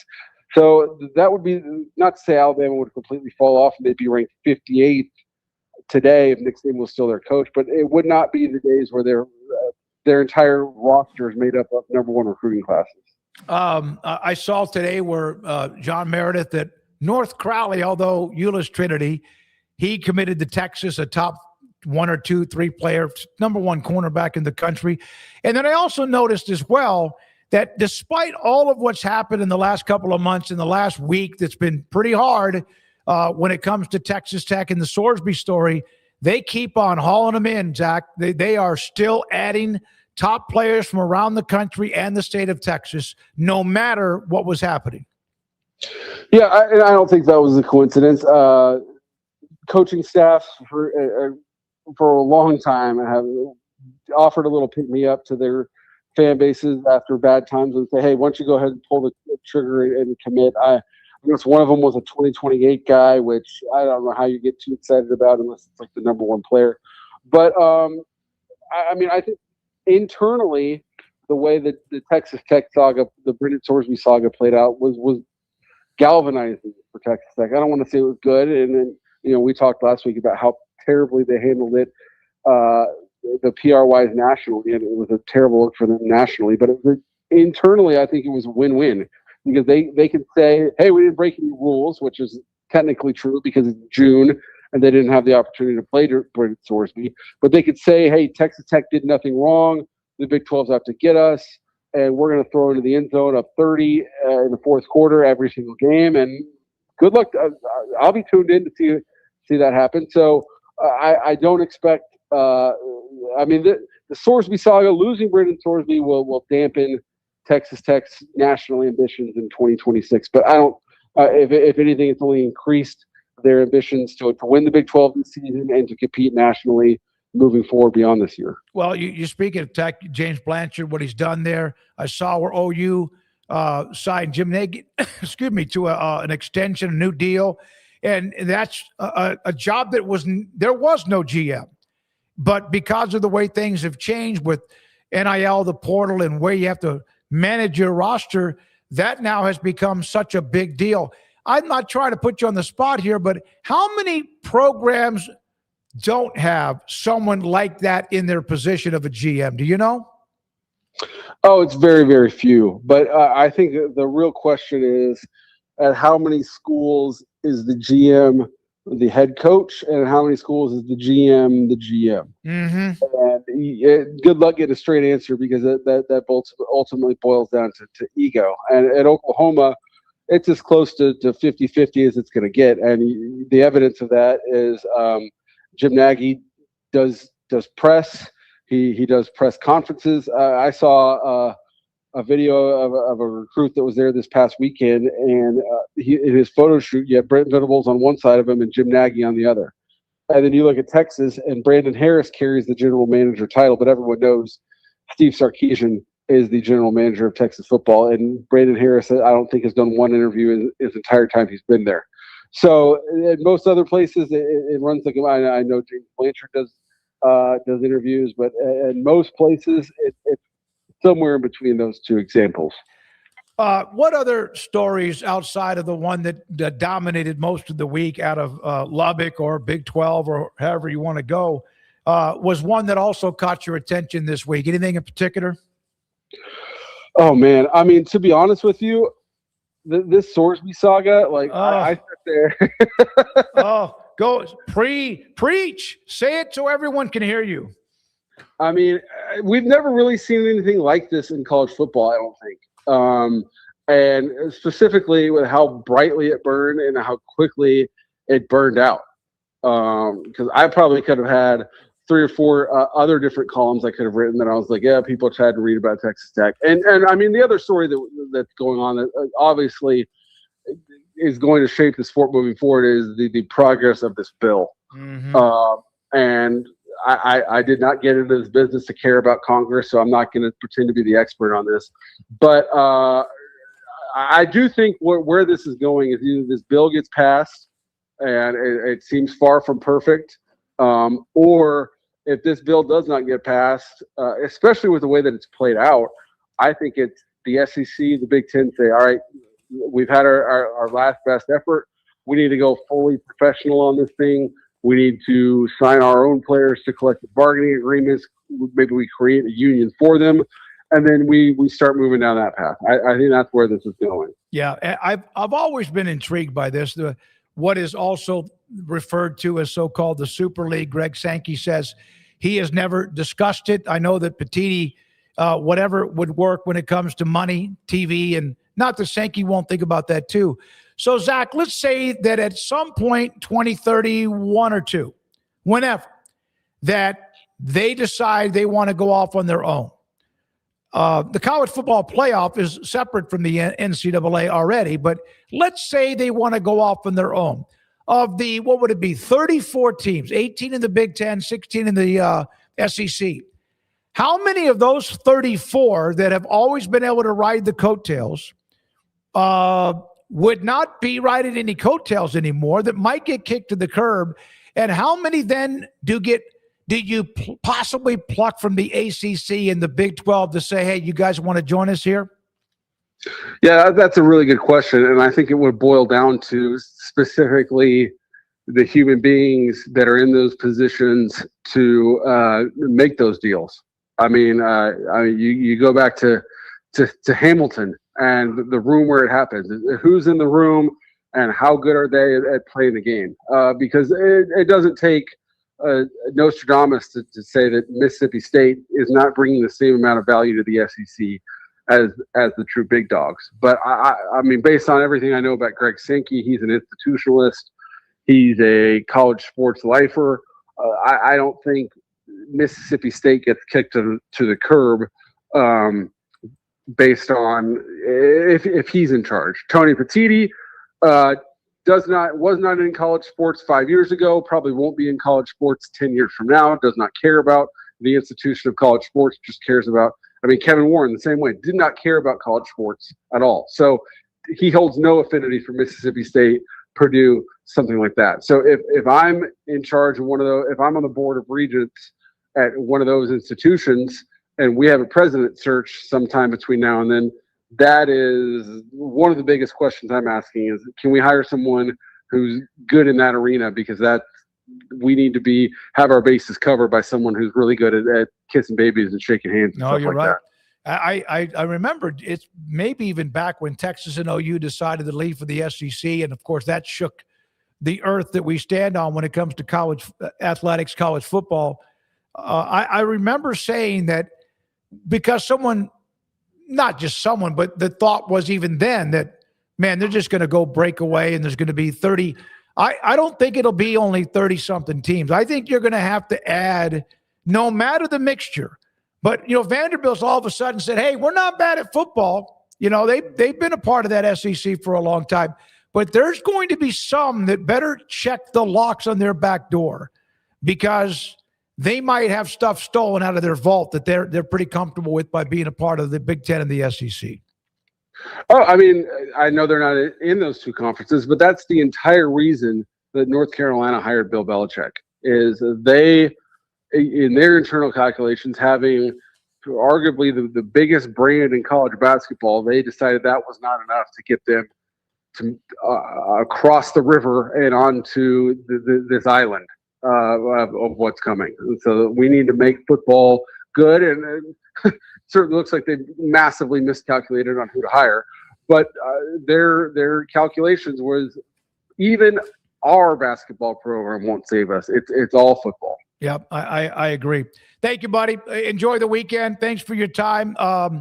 Look forward to it. I tell you what, the graphic that Rez put up with your face, Zach, you need to get on one of those shows where you date. I know you're not doing that, but you look good, man. He put up a picture of you that you look like a stud. Well, thank you. Yeah. I appreciate that. Yeah, we're going to go back to the TV video so people don't lose. They got to get back. You were good in that video too. The audio, and it's even brought up in the chat room, the audio sounds great by doing it by cell phone right now. So we'll do that until we can figure something out as well. Great to see you, bud. Sounds good. Thank you. Zach Barnett, footballscoop.com with us on 3. Oh, Rez, $5 fine. If I what was it that if I said a certain default word, or if what was it that I had to put $1 in the maybe if I was going over in a segment back before even Rez, you started, if I went over or if I ever asked an interview, if I had talking to an interview, or I like one more question and then I'd ask 3 more, I had to put $1 in the pot. If the phone hangs up on us live, it is we're going to have fines that we give out. And then you that are watching, although looking at the super chat, there's no super chats, hint. Looking at the chat room today, we were rolling along with all these guests. And then I'm looking at the super chat, looking at the live chat. I'm like, how many of you are even watching?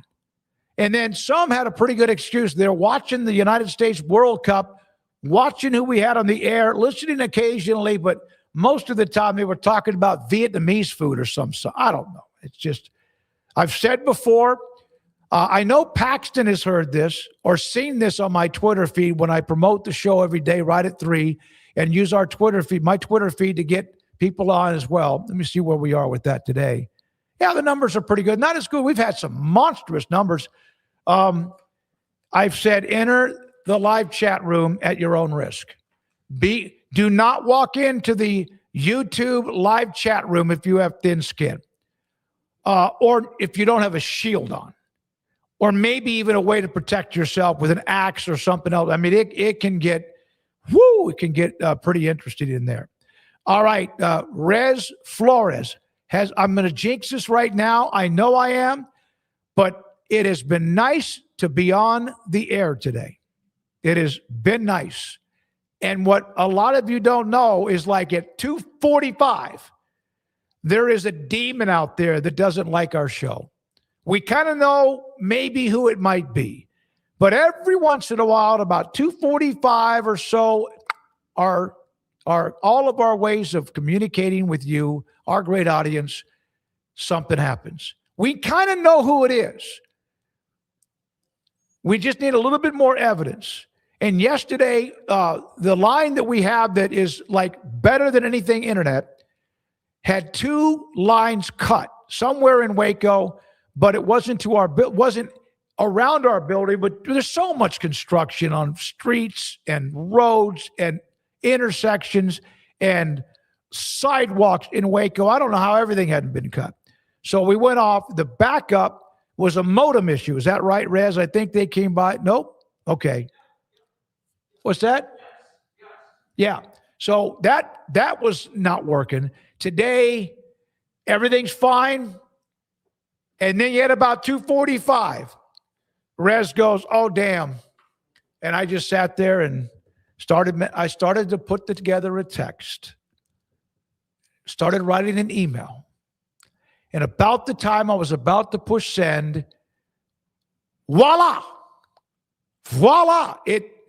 we were up and running. So Rez, Flores, Michelangelo producing, running the ship. Garrett's out for 3 to 5 days. He'll be back, I think, on next Tuesday or Wednesday. Andrew Vallade's working on the wheel and trivia and the poll results, and Logan Bagessi's in there watching like Godfather 2. But he's also working on some of the short videos as well. Rez, let's do this. Here is Oklahoma. It's the Oklahoma baseball coach, if you don't mind. We're going to have Sam Kahn at about 5. Here is the Oklahoma baseball coach, Skip Johnson. Been at OU a pretty good chunk of time. They've had some success, but there was a time when you started to wonder, is he going to be able to get them to where they need to be? Hell, there was a time people wondered about Oklahoma just a month ago when they were not winning. But here they are on this tremendous heater. And Skip Johnson, the head coach at Oklahoma, they open up the series, championship series tomorrow with North Carolina on coaching and just on the uniqueness of coaching baseball. Was that? 2009, I'll never forget it. I mean, the bus was like a courtroom or whatever you say. I mean, it was like really quiet. And I mean, all of a sudden he let the radio play, and I was like, wow, this is where I came from. The song from Kenny Chesney came on. I'll never forget it. And we get ready for the first game. He didn't talk about winning or losing the game. He talked about executing. He talked about getting bunts down. He talked about first pitch strikes. He talked about playing good catch. And we went on a walk-off walk. I mean, how does that happen, you know? And I thought to myself, I was like, wow, this is pretty cool. But they never talked about winning and losing, because what happens in this game, you talk about winning and losing, kids start fearing that, you know, instead of just playing the game. Because like I said earlier, do you ever really win at baseball? I mean, you don't. I mean, you just got to keep playing the game, and it's an incredible venue, and I think that's what Coach embraced. I thought when you got down to the College World Series, it was totally different for him. And being around him for the 10 years I was blessed to be around him and Coach Harmon, it was just like that. It was just about executing your game plan.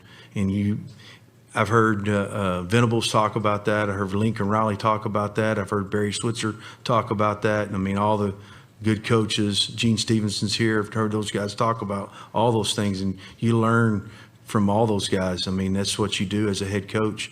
And I'm really blessed to be under those guys and learn from them. That's from the NCAA feed. Skip Johnson was at Texas during the year he was talking about. He was there at Texas for almost a decade. Augie Garrido, he mentioned Coach Harmon was a part of that staff. He was a part of that staff. They lost to LSU, I think, in the championship game. Did they not? Like 7-6?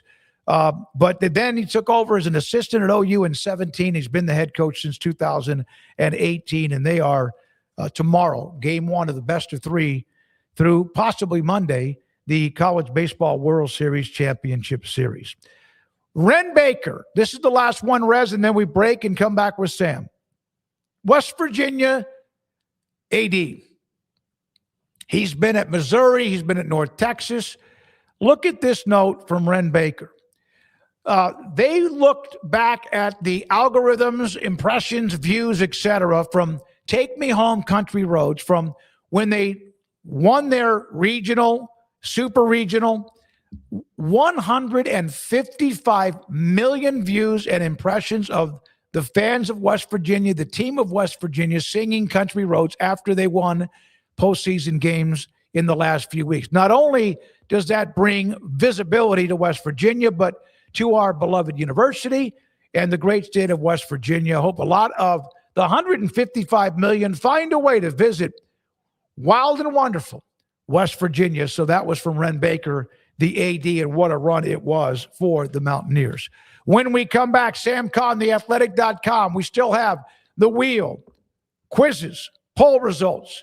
This is the Smoke Show on 365 Sports. Allen Samuels, Dodge, Chrysler, Jeep, Ram, Fiat.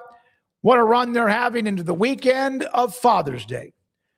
$11,000 up to $11,000 off MSRP on the new 2026 Ram 1500 Lone Star. And qualified buyers can get 2.9% APR financing for 72 months with approved credit.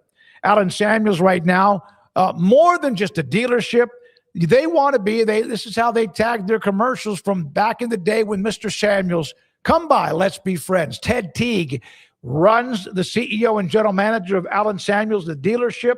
David Gray with the leadership within the sales department, a bunch of good dudes. When I go by there and I got to get my car checked at some point, I think in the next, maybe between now and the next 2 or 3 weeks, I go in there and a lot of the sales reps will come up to me and we'll talk sports, good dudes. They've set me up when I've been able to drive a promotional car and given me all the information. I've always appreciated that. They have great deals. That's where I bought a used car back in the summer of 2020, and I'm driving the same one even to this day. It's Allen Samuels, Dodge, Chrysler, Jeep, Ram, Fiat, ready for you. And right now, Father's Day sale going on, Loop 340 east of 84 in Waco. It's time to compete against yourself, finding too many excuses not to work out combined with bad eating habits, and Waco Regional Tennis and Fitness can help reach inside your competitive soul. Discipline, getting results you've only dreamed about, personal training, group exercise classes, and even a tanning bed, world-class tennis facility, and pickleball courts and lessons available. Waco Regional Tennis and Fitness, spacious, clean workout rooms, free weights, state-of-the-art technology, weight training equipment, and no intimidation. It's time for you to react today, not tomorrow, at Waco Regional Tennis and Fitness on Lakeshore Drive in Waco.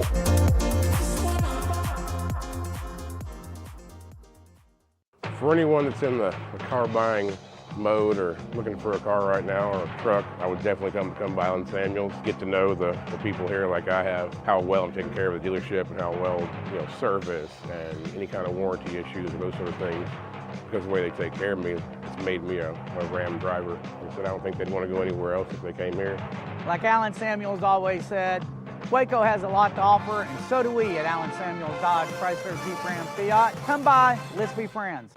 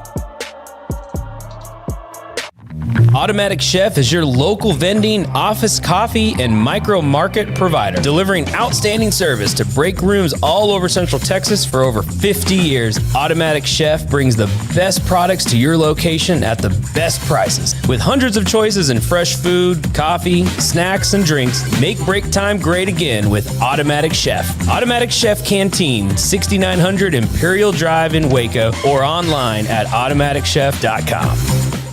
This 5 o'clock hour is sponsored by Edward Jones Financial Advisors, Ben Erlinson and Brad Wilson in Waco, and Cam Heathcott in Conroe, with an individualized approach to addressing your financial needs, including education, savings, planning for retirement, and protection strategies. Edward Jones Financial Advisors, making sense of investing. Experience the difference for yourself. It's time for the Smoke Show on 365 Sports with Craig Smoke and David Smoke.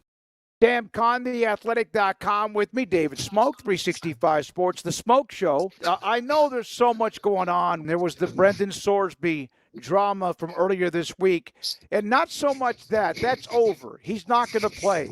How much do you think, if you were to put a half a win or a win on him if he starts for Tech compared to if it's Will Hammond, how much of a difference is there really between the two? Well, considering, let's just assume Will Hammond's healthy. and is back in time to play, by the conference opener week 3.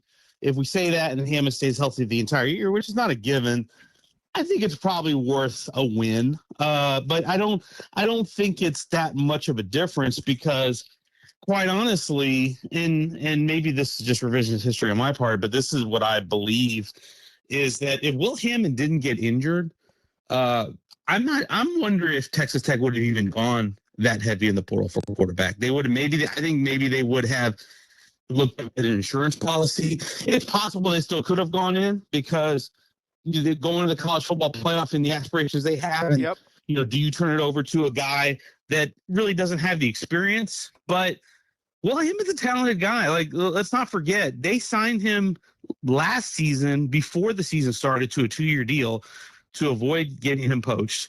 And then we saw what he did against Utah when he came in for Baron Morton. He was terrific. Now, he's not as traitsy as Brendan Sorsby. He's not as big, and he's not as big of an arm. But he's 6'2", 210. He's a terrific athlete.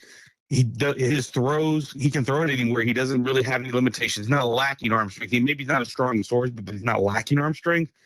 And I do think he has a lot of buy-in from that locker room because he's been there. He's been part of the system. I think he's competitive fire. You talk to people around that building, the guys there love him. And you see what he did last year when he stepped in. I know the Arizona State game people will point to say he doesn't do well, but people forget in the Arizona State game, they were down 19-7 in the fourth quarter. He brought them back to 2 touchdowns and gave him the lead before Sam Levitt did his magic in the final minute. And so this is a guy who I think he's been committed to there since he was, I think, before his junior year ended, and has been a Texas Tech guy all the way through. And I think if he's able to stay healthy, I still think Texas Tech is a playoff team. I still think they're a Big 12 championship team. Do you think, Sam, and I'm going to ask you if you were on the playoff committee, and we're going to get into something else, but we had numerous discussions, and I was on a few shows too, podcast about if you were on the college playoff committee and had things not changed with Brendan Sorsby, and somehow or another he would have gotten into the season and played, and we're now mid-October or whenever they start doing those standings in November, would that have ever affected how you looked at them, Tech, based on the rankings for the college football playoff?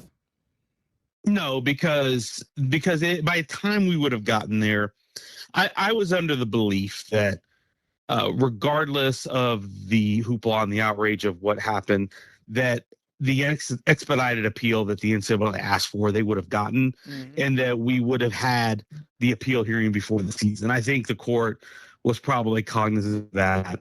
And I understand where people come from on that. And I think it's fair to say, hey, if a guy been in his own team, it's a red line you don't cross. But I think the process would have played out to that point where we would have had a decision one way or another. And to be honest, I'm of the belief that the appeal would have been overturned. Like I mean, the injunction would have been overturned on appeal.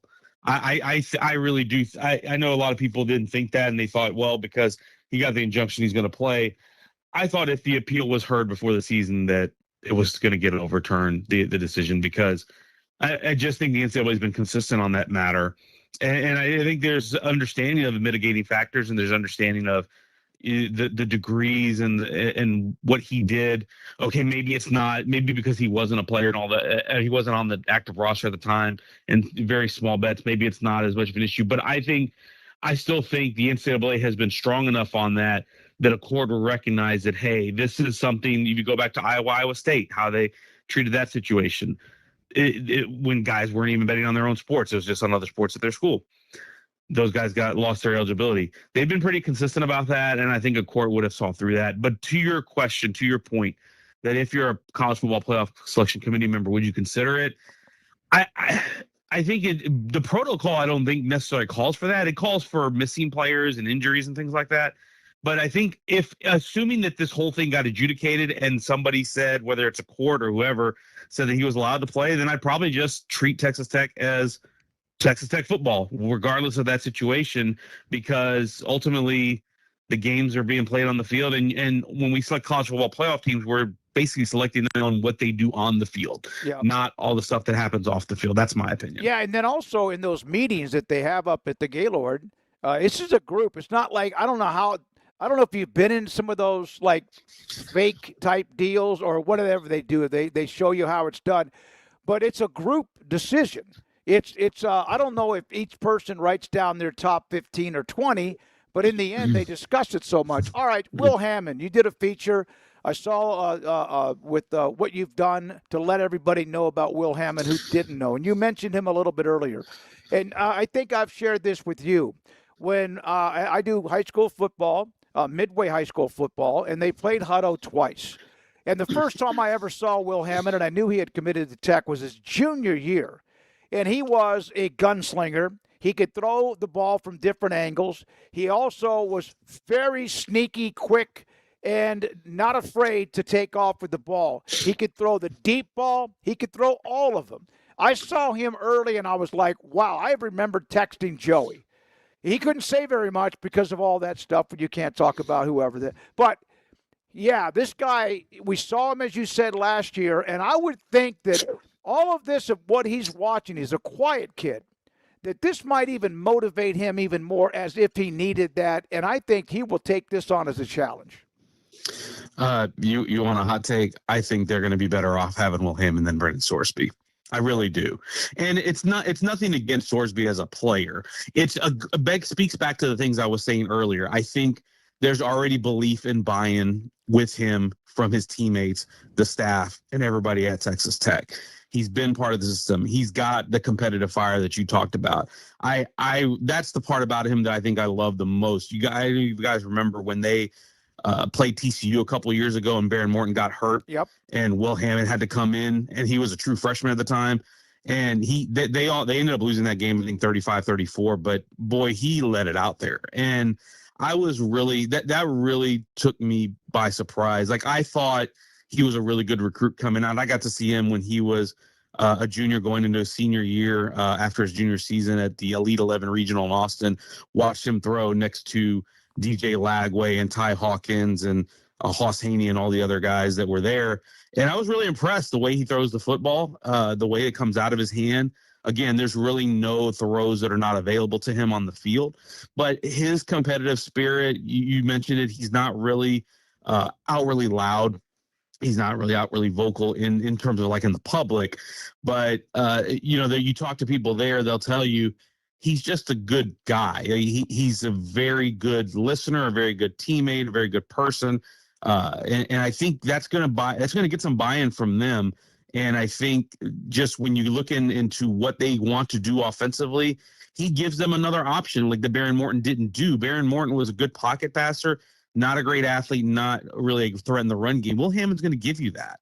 And so, I think if he stays healthy, which that's a big caveat because as much as Will Hammond runs, that is the one thing I have the fear of, is how many hits is he going to take? His frame is he's not as big as Sorsby. Sorsby was like 6'3", 235. Hammond's like 6'1", 6'2", 210. So it's a little bit of a difference in frame. So can he take the beating as the full-time starter if he's running the ball 10 times a game? I don't know. And that's where it becomes a question for Texas Tech. And they end up getting Kirk Francis from Tulsa, but and maybe they feel like he can go finish a game out for them if they need him to and win a game in a pinch. But what if Will Hammond's out for 2 or 3 games because of an injury? But if he stays healthy, I do think they're going to be better off in the long run because they committed to that guy for a reason. I think the whole thing that really threw this off the tracks was him getting that ACL injury against Oklahoma State. If that doesn't happen, I think maybe this whole offseason plays very differently for Texas Tech. Absolutely. When we see Joey in July at Big 12 Media Days, I have written down a nugget. Would you have signed Brendan Sorsby if Will Hammond had not torn his ACL? I think that's I don't. So, Sam, so they have 2 really good running backs, Dickey and Jacoby Williams, and, of course, Quentin Joyner. He'll be a part of that mix. And so they have a really good running game, which is the best way to protect the quarterback, too. Let's look at a couple of other teams. We know BYU should be really good. Bachmeier was fantastic as a freshman. Utah with Scally remains to be seen. They lost a lot, including Whittingham, but they've got Dampier and the 2 quarterbacks that they can go to. Arizona State, everyone just thinks, Dillingham's a stud. And, he's shown that he's a very talented young coach. But this is post Sam Levitt, and I kind of like who they have, the kid from Kentucky. Who outside of those two, BYU and Utah, those three, who am I missing that will be a part of the mix? TCU, 9 wins last year. It's almost like, oh, yeah, did they? Colin Klein, K-State. Who am I missing? And I don't want to forget a school you have a great amount of love for in Houston, and Willie Fritz. Yeah, I was going to say it's Houston to me. I think the more I look into where they are and where they sit from a roster standpoint and from a staff standpoint, the more I think they're going to be in the mix and maybe in Arlington at the end of the season. Willie Fritz, we know his track record.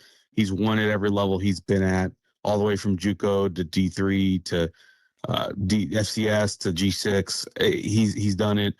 They go 10-3 last year. They bring back their quarterback and their star receiver, Connor Wegman and Maury Thomas, which I thought was a big win. I don't think it was a guarantee that was going to happen. I heard rumblings during the December before the portal opened that there was interest in Connor Wegman from some bigger schools. Maury Thomas certainly probably could have gotten big money had he gone in the portal. Retaining those two guys was huge. I thought they had a terrific transfer portal class. They brought in a lot of experience, particularly on the offensive line. 3 really talented, experienced guys on the offensive line to help shore that up.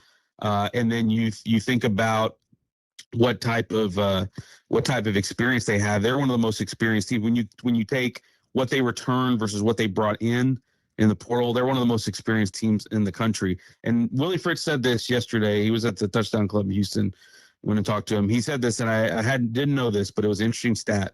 He said there's only 11 teams in the FBS, according to Willie, that bring back their head coach, offensive coordinator, defensive coordinator, special teams coordinator, and starting quarterback. And Houston is one of them. Wow. And when I think about that continuity with a 10-3 football team and a coach who's got the history that he does in this conference, where I think the separation after maybe Tech and BYU to everybody else is pretty wide open, I think they've got a chance. I really do. I think TCU, I would throw in that mix as well. I think TCU is really good. I'm anxious to see Jaden Craig. You've heard a lot of good things about him. And I think he was a guy that had some pro prospects coming out of Harvard, decided to come back and tries craft at the Power 4 level. But and I think they've done a good job of building their roster. They have a really good looking roster, but they did lose some guys. Not having Eric McAllister, went on to the NFL.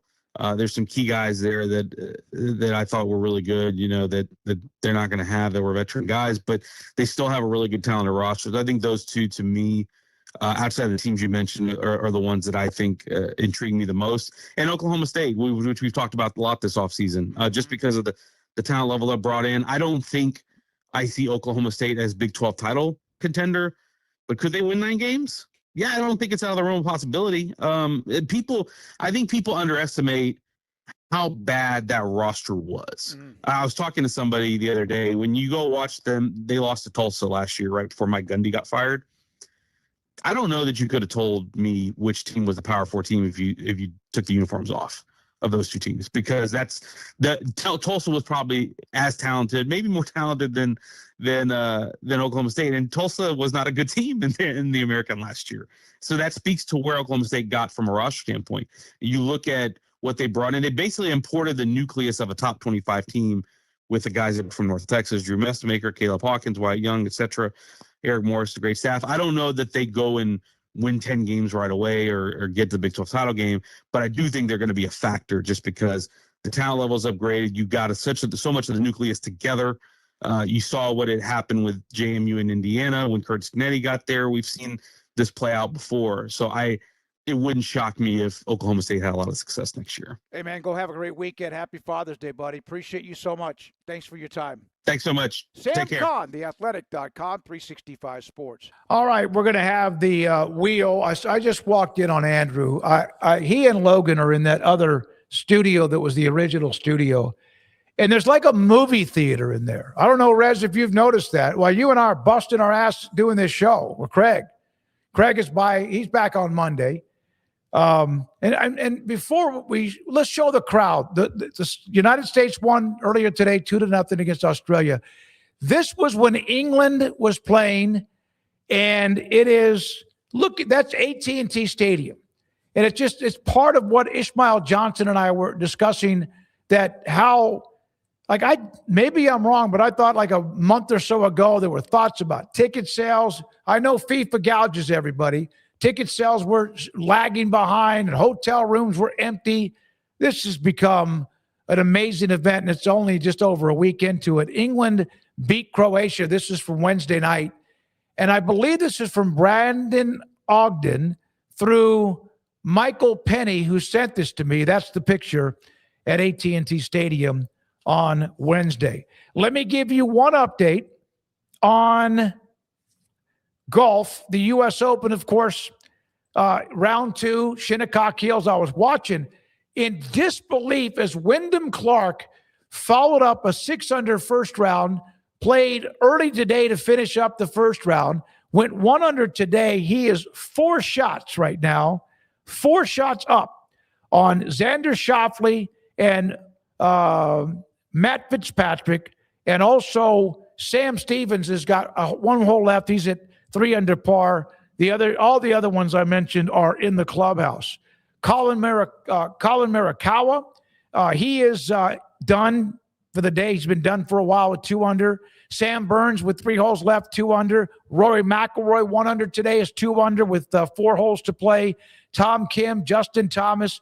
There's some dudes at the top of the leaderboard. I wanted to check. I was watching Gary Woodland. He struggled today at 3 over, but he's going to make the cut at even par.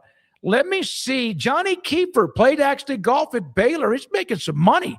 He is at 1 over par and done for the day. Scheffler, 1 over par.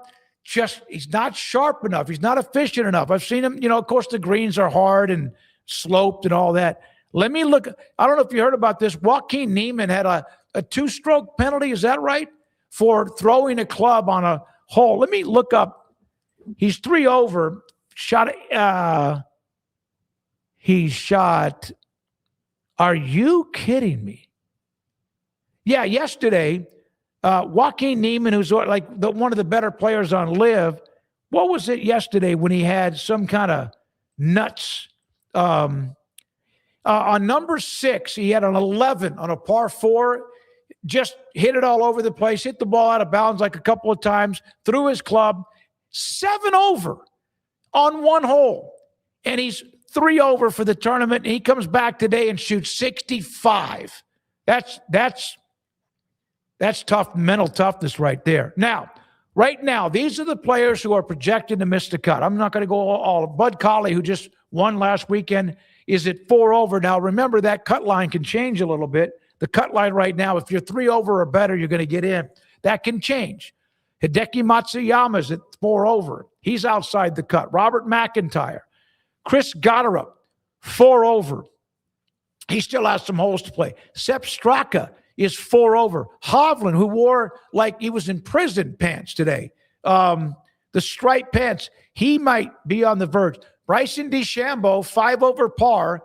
Remember, he missed the cut at the Masters. He missed the cut at the PGA Championship, and he's on the verge of missing the cut at the U.S. Open. Cam Smith played really well early. He's at 5 over par. Cantley, done. Rahm shot 78 today.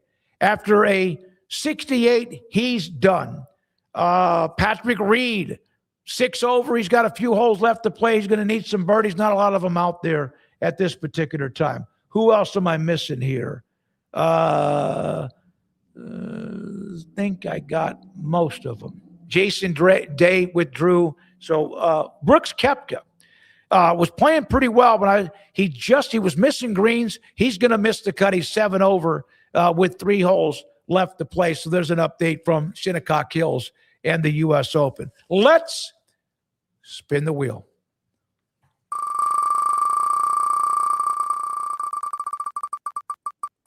I saw Andrew Valade in there. I told you, he and Logan, they've got their own in-home movie theater. But he did put together the Big Finish. What national parks have you visited before? Also, have you ever been to the Mammoth National Park? It's here in Waco. It's not far from here. It's like you go down Martin Luther King, You cross over Lakeshore, it ends up being like Steinbeck Bend, I think, is it? And Reston, you go about maybe 5 minutes on the left side. And it's pretty interesting. I have been to pretty much every national park you could imagine. I want to make sure that I name them right. United States national parks, because I don't want to say there's a national park and it wasn't. List of the national parks. I'll tell you, I'm going to reel them off. I've been to the Badlands in South Dakota. I've been to Big Bend in Texas. I have been to, I've not been to, I'm going to Utah late in July for a golf trip up in St. George's. Let me see here. Capitol Reef looks like a beautiful place. I've been to the Grand Canyon. I've been to Carlsbad Caverns. Well, our family, remember, we were military, and we would go all over the place from Arizona to Virginia to Florida, Texas, all over. Went up to Utah, went up to Yellowstone Park and some of those others. So I've been everywhere you could imagine. So, yes, the answer for me is yes. Let's see if anyone in the chat room answered this. No, they're still talking about Ginger or Marianne in Gilligan's Island. All right, let's go to the quizzes. I'm on my own here. This is going to be tough. June 2016, LeBron James made history with the block in Game 7 of the NBA Finals. Which player's layup did he pin against the glass to keep the score tied at 89? See, Craig, this is his like wheelhouse for age. I don't think it would have been Stephen Curry. It wouldn't have been Curry. I'm going to say it was, see if the chat's going to try to help me out with this one. I think it was Andre Iguodala. And the answer is Andre Iguodala. I cheated. Wet blanket, firefighter. Thank you, guys. I love both of you more than you can imagine. With 1:50 left in the fourth quarter, LeBron's iconic chase down block preserved the tie, set the stage for Cleveland to come back, complete the greatest comeback in NBA history, rallying from 3-1 down against a 73-win Warriors team. LeBron became the first player to lead both teams in all 5 major statistical categories, ending Cleveland's 52-year championship drought. The last championship they had before that, I think, might have been the Cleveland Browns in the NFL. So there we are. And wet blanket and firefighter. I did, yeah, Kyle. I phoned a friend. I had one phone a friend, and you guys came through for me. Trojan Panda, who cares? Trojan Panda, who cares about what you said? You want to go down in the dirt with me, we will. All right, now let's go to the next one. Which country hosted and won the first FIFA World Cup in 1930? This nation is known for its pampas, long coastline, and being South America's second smallest country. Kim Coulter, the Grand Canyon is breathtaking. Do you know this? This is going to be, I want to think it's Uruguay. To see if the chat, I'm going to phone again. I think it's Uruguay. I'll give the chat one more chance here. I think it's Uruguay. The answer is Uruguay. I got that one right. I didn't need any help. They didn't help me. Oh, now you go.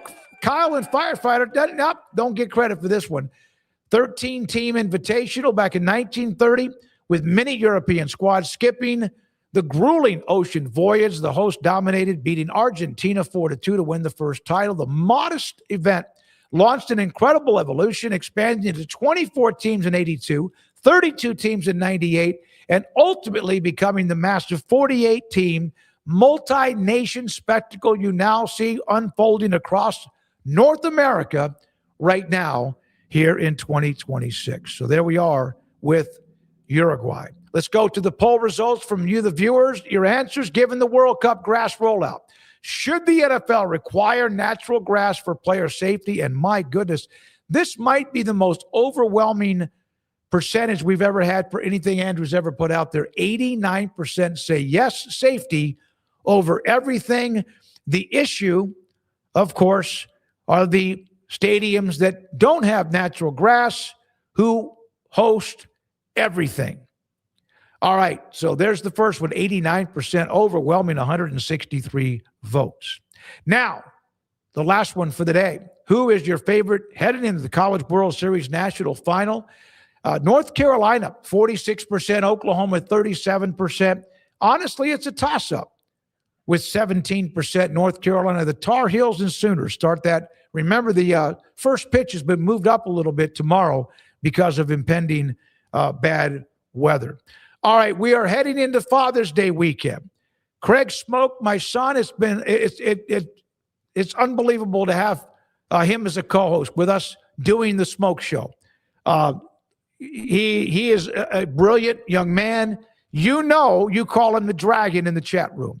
He says what he thinks, doesn't care if you like what it's not that. He says what he thinks. It's not to get clicks and views. He's brilliant, proud of him, love him. On Father's Day weekend, as we head to it, he'll be back with me on Monday. And of course, Jennifer and SMOAK, who I'm about to get in the car and drive up to see my son-in-law, Daniel, Jennifer, and then also Gracie Lynn, granddaughter. My God, she is something else now. So happy Father's Day to everybody, and happy Father's Day, and also Craig and Jennifer SMOAK. Thank you, Rez. Thank you, Andrew. Thank you, Logan. Garrett is back early next week. Craig's back Monday, as I said. And Craig is our hero from Kim Coulter. Appreciate everybody who was a part of it today. Trojan Panda. I might need to open this one up. Smokey, I prefer people who speak the truth, their mind, instead of blowing smoke up my ass. Where did that come from? Oh, it was when he said, who cares? I don't know what that has to do with anybody blowing anything up your ass, but that's a good way to end the week, Trojan. I told you, man, go in the chat room if you dare. Thank you very much to our great sponsors. For those of you who watched today, have a great weekend. This is the SMOAK Show. This is 365 Sports. Have a great weekend, and I'm David SMOAK. Petty Clinic Men's Healthcare in Woodway is now proud to offer you men an exceptional weight management body sculpting product called semaglutide, also known as Ozempic or Wegovy. Semaglutide is an FDA-approved weight management medication. Once-a-week injections of this powerful medication offers an average body fat weight loss of 20% within the first year of treatment. In addition to body sculpting, semaglutide also normalizes blood sugars and has the clinical research proof of reducing blood pressure, cholesterol, stroke, and heart attack risk. If you're like most men and you have stubborn fat that will just not respond to typical diets and exercise, then help is finally here. Semaglutide. Affordable, highly effective. Google search Petty Clinic Waco and reach out to the Petty Clinic team today for a free consultation with Dr. Petty to see if semaglutide is right for you. Go to pettycliniclowt.com.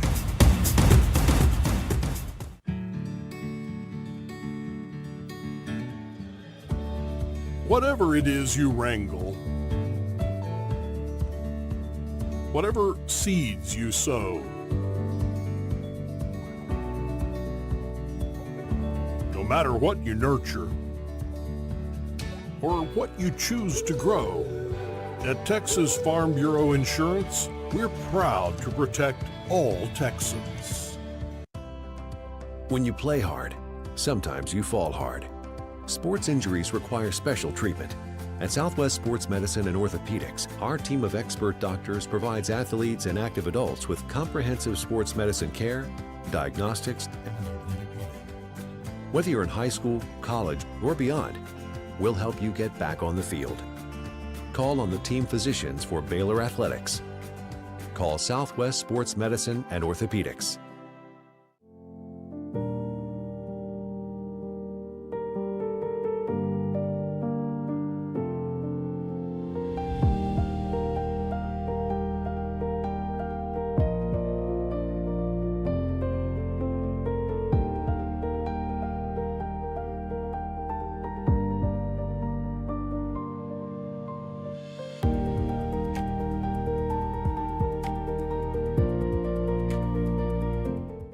I pitched in the major leagues for 24 years, and let me tell you, I can feel it in my joints. Shoulders, elbows, and knees. Trust me, pain doesn't retire when you do. I tried everything to get rid of the pain. Nothing worked until QC Kinetics. Baseball legend Roger Clemens and other patients are getting lasting relief with QC Kinetics regenerative treatments. No surgery. I trust QC Kinetics. You should too. Let's commit to getting rid of all the pain. Schedule your free consultation today. QC Kinetics. Better starts here.